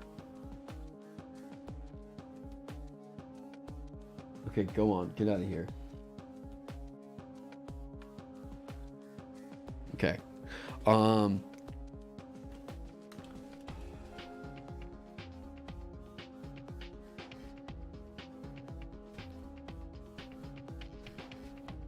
Instinct being part of AC definitely makes sense for a monk. I forgot the question we were asking. Oh, it was more about how this game kind of programs itself, right? And there's an interesting feature in the Astral Self Monk that I realized I needed the wording from that makes a lot of sense here. The feature will work on ball bearings too.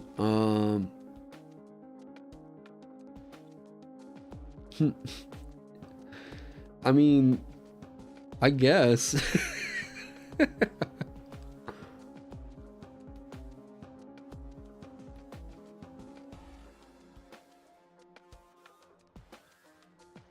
Yeah.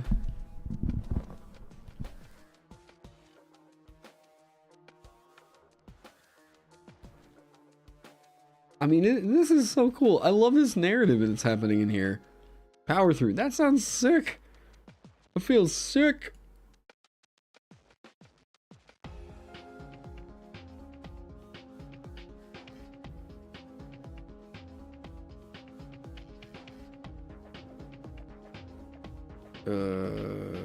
Oh, okay. Just double checking the Discord real quick. Wiz works for monks purely because the key dex would be nimbleness, strength would be striking off a hit. There's always been these arguments about like what means, you know, what, and like, oh man, this is another reason why like I think it would be cool to kind of open up the palette, like open up the palette of different ability scores and stuff. It would work on ball bearings, yeah.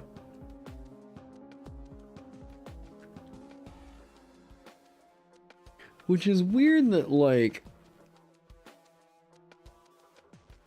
I'm behind total cover. So there, well, no, because the ball bearings aren't. The ball bearings aren't actually, how do I put it? The ball bearings aren't an effect that's originating from beyond the cover. Sorry, I was thinking about in the tower shield. So if the tower shield gives you cover, and then you get it on the ball bearings, yeah, okay.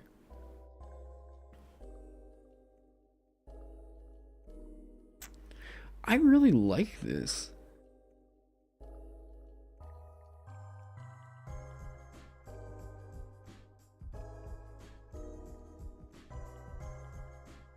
I mean, does it need to say that, like, if you do, you have resistance to any damage dealt by the effect?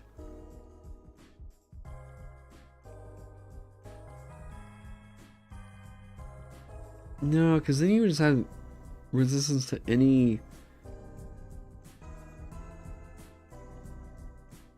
Yeah, use your shield to slide on them.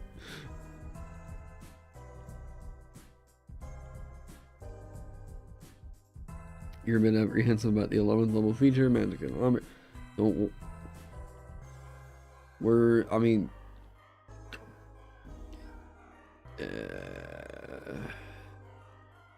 Magical armor and shields seem to be pretty uncommon if the DM sticks strictly to the standards of bounded accuracy, of course.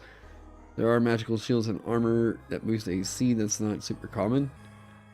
I need to cover a niche that's happening there. Because if you're attuning to 2 magic shields, which, like, I mean, come on now, that should be, like, part of the expected fantasy. And, I mean, also recognize that, like, if you're... This is useless on tower shield users.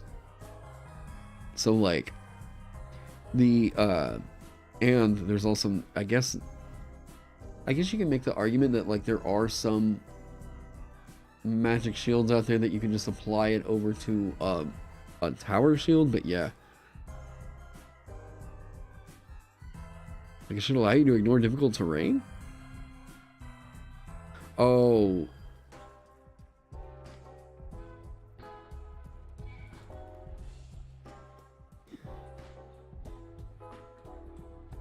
Damn it.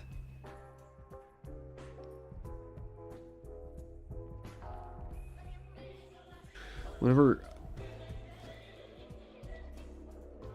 Damn it. Why is it ice? Why is it that I think of you slipping on ice and this just...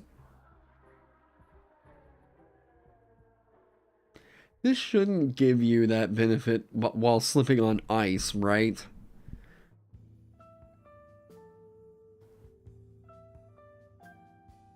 The fucking questions you ask while writing for this game, I swear.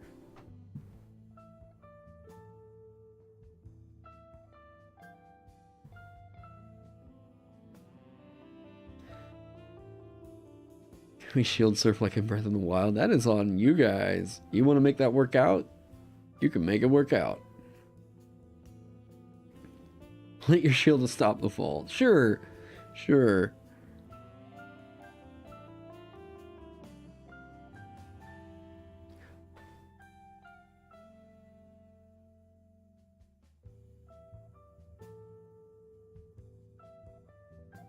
Okay.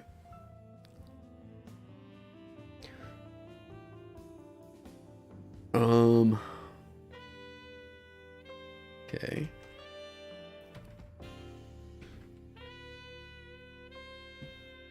Increase momentum in my skate.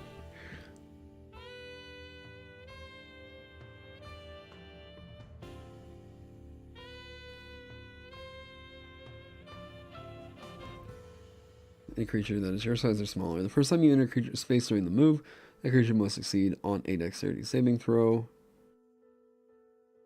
or be grappled by you for this move.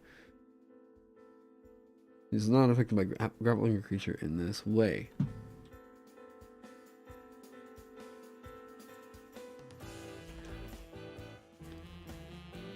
Have a creature grappled and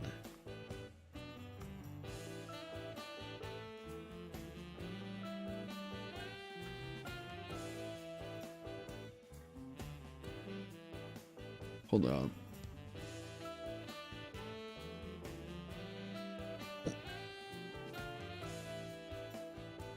Let's have another creature.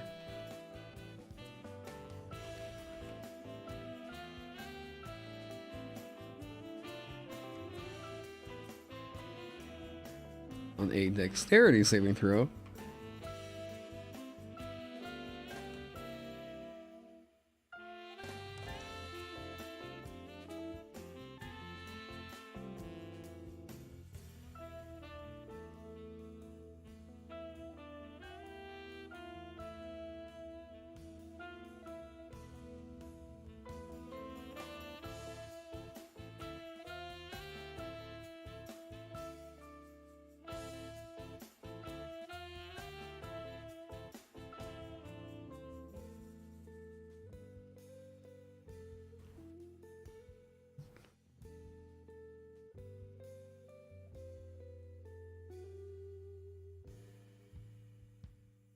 Once you stop moving,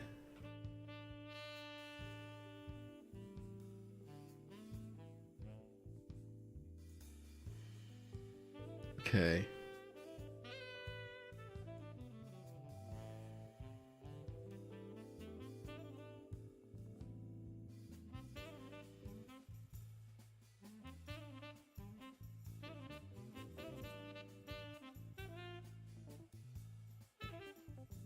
If at any point during the move while you have a creature grappled,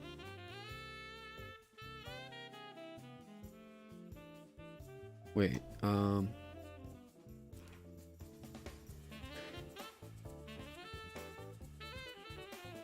if you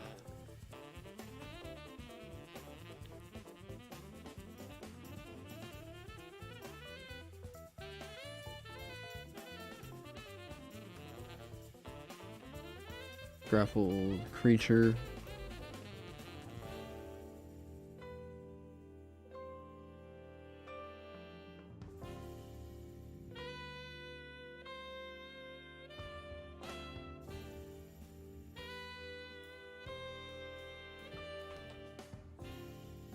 can't be an object.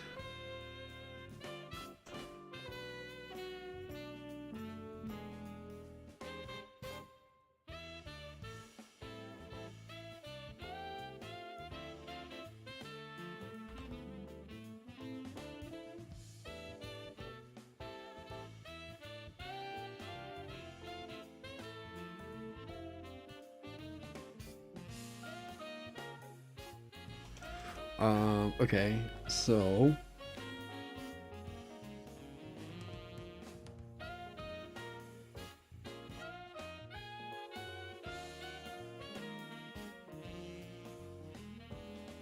what if for power 3 you can ignore difficult terrain, proficiency bonus? No, that's that. No. Nah. We don't need to worry about all that. Guess he's back from the local game store with a shiny new copy of a book that came out like 2 years ago. Well, welcome back.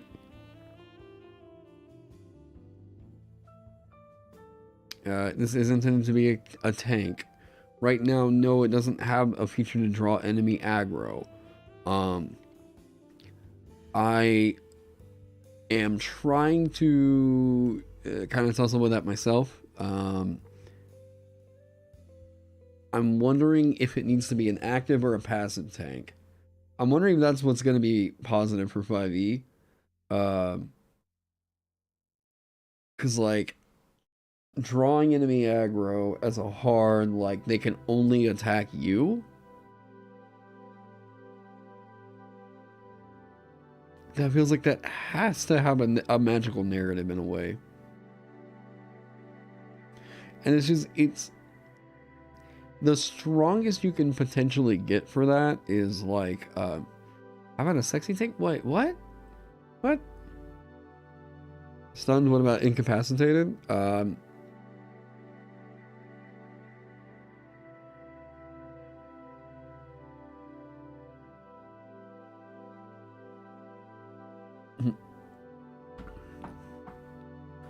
You've returned. Charlie the Unicorn is now a dragon's assistant and said dragons in a turf war with an Oni over the local cult who are good guys.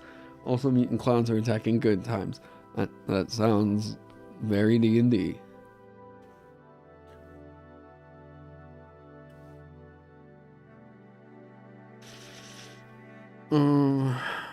How would these affected by Shieldmaster, which seems to be perfectly fitting for a Vanguard to have? Probably a minor thing, given it's an optional thing everyone won't necessarily have. I'm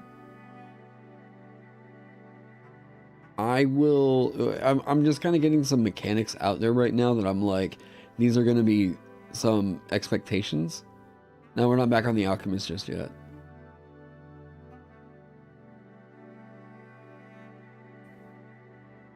Swashbuckler gets a taunt feature that's not magic. Swashbuckler gets the same kind of taunt that I was just referring to, like with Ancestral Guardian Barbarian. Is it Rakish Audacity? No, it's Panache? Yeah. Right here.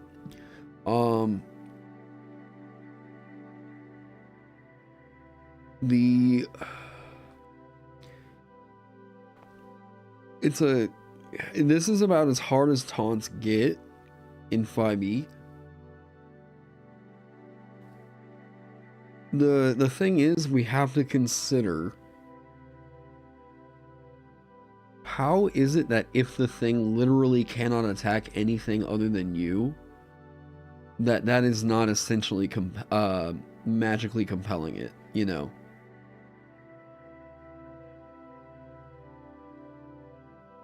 Something that prevents enemies from getting past them, like Sentinel. Right. An interceptor. Hey, what do you know?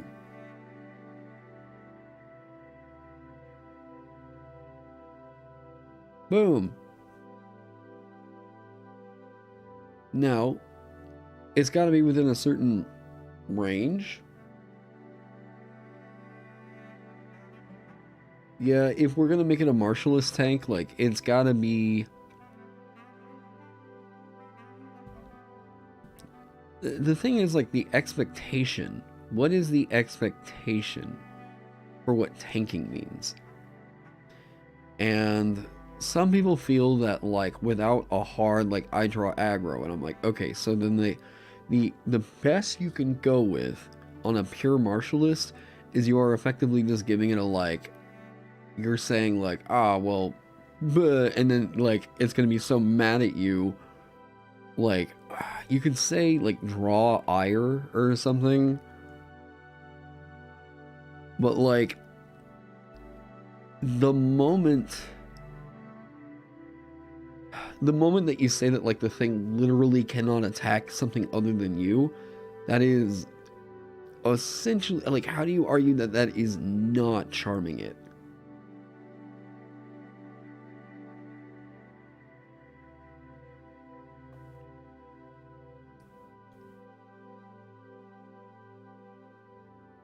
Level 3 don't move.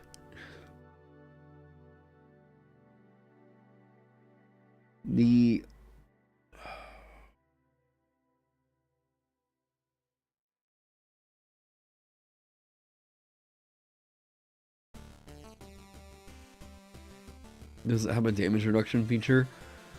I don't know if it... I mean, like, yeah, it kind of does, but...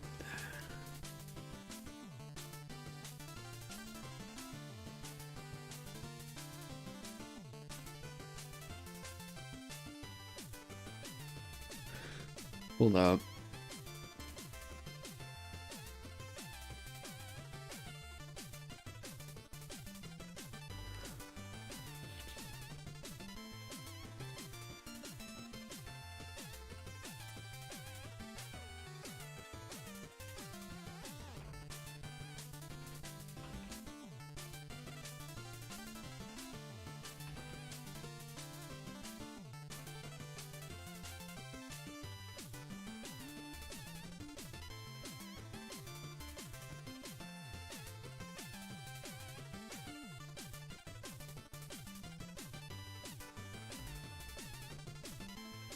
There's a couple options to go in.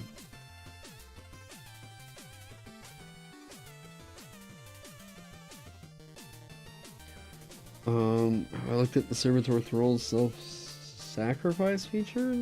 No. There's a lot of cool stuff we've been able to pull off of monsters so far.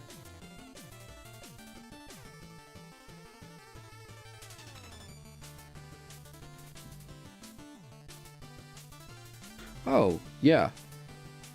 Boom. Yep. I mean, I wrote something kind of similar. And this is pretty sick nasty. Like, you're gonna have to be very much like, no, I'm getting hit. And, like, that should be what you want to do as a tank. I think that people are probably thinking about tanking in the wrong direction.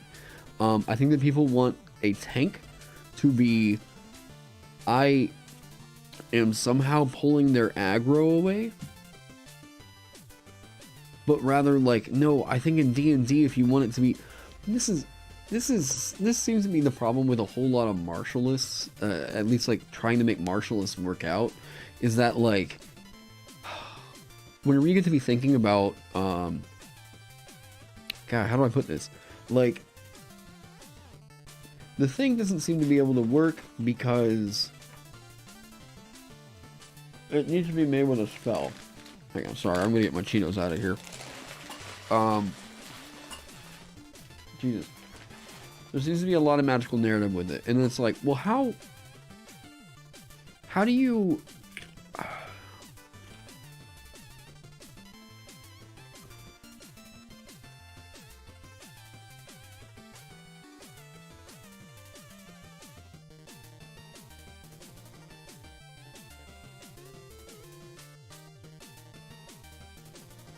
God, that is so big.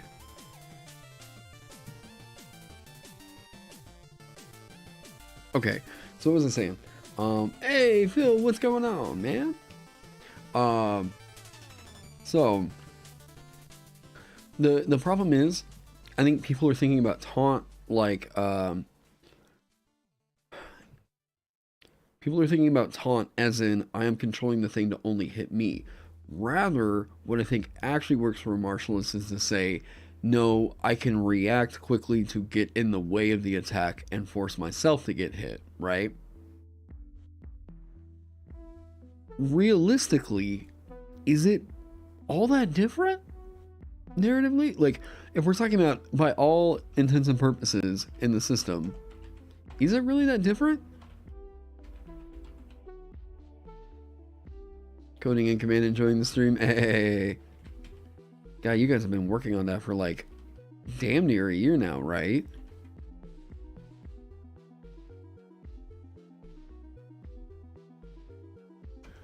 I guess Intercede is... Second level seems to be a nice place to put just like... Not your insane like main part of your core, but like a good solid just... good solid support to your core. Gonna pour more coffee. There we go.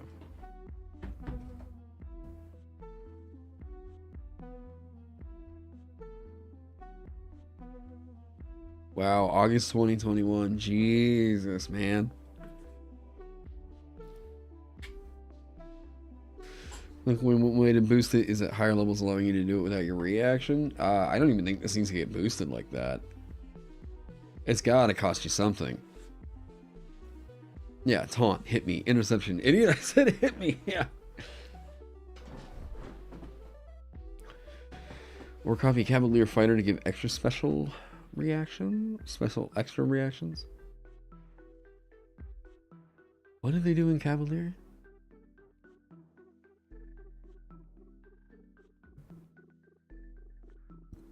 Oh.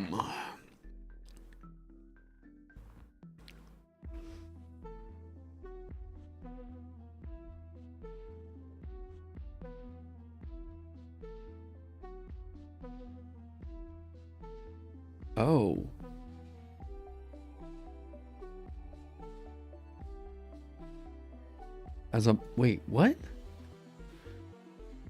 If a creature marked by you deals damage to anyone other than you.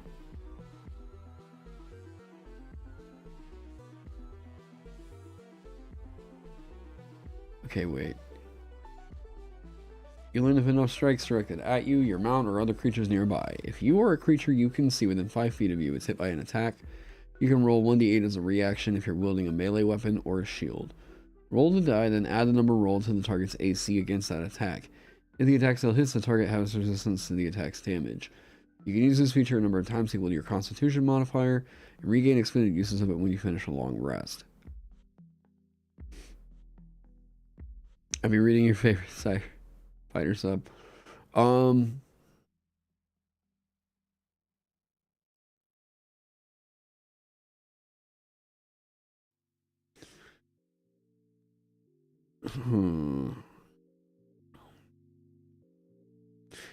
know it does an okay job at like doing the non-magical tank thing. How's it going? Just woke up. We're doing pretty good. Been a 4-hour stream so far. Oh god. Can I get this coffee to my mouth? No! It looks like I peed my pants. Come on. What can I stir this with?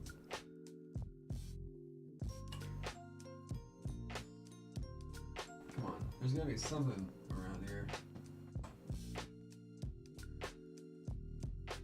No, I don't want to stir it with a pan. That's like, come on, I don't know what's on that. Guys, what do I stir my coffee with?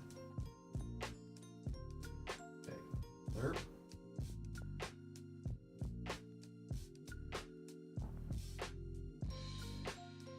Okay.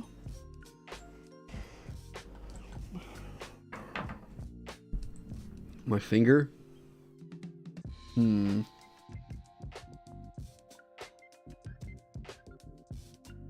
mean, it doesn't feel that hot, right? I mean, it's still warm. Huntsman, what's up?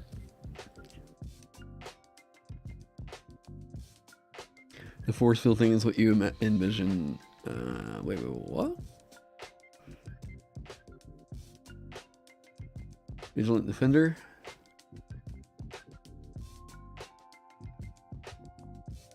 Comment, you get a special reaction that you can take once on every creature's turn except your turn. You can use a special reaction only to make an opportunity attack, and you can't use it on the same turn that you take your normal reaction. That would be quite good.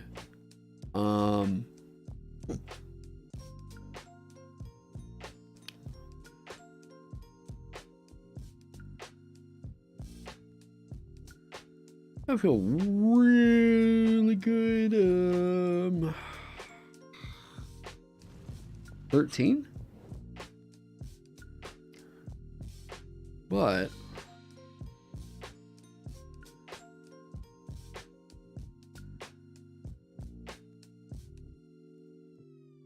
too much. How goes the class creation? Feel especially recognizing you're on like every freaking stream. Check my DMs on Discord. I can. Hang on.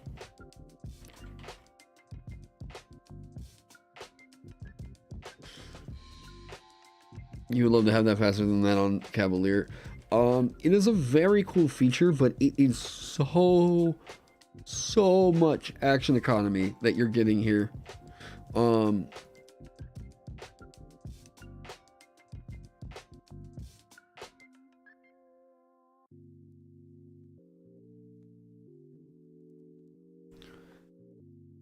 Once on every creature's turn except your turn.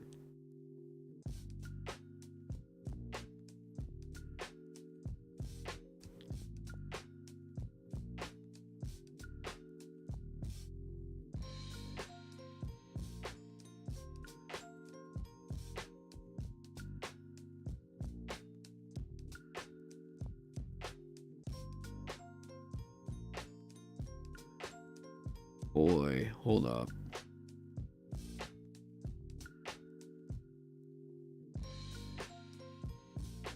Suggestions and new ones. Okay. Aww. Well, shucks. I am glad to have you, Huntsman. Blood Hunter curses stack on. Oh wait.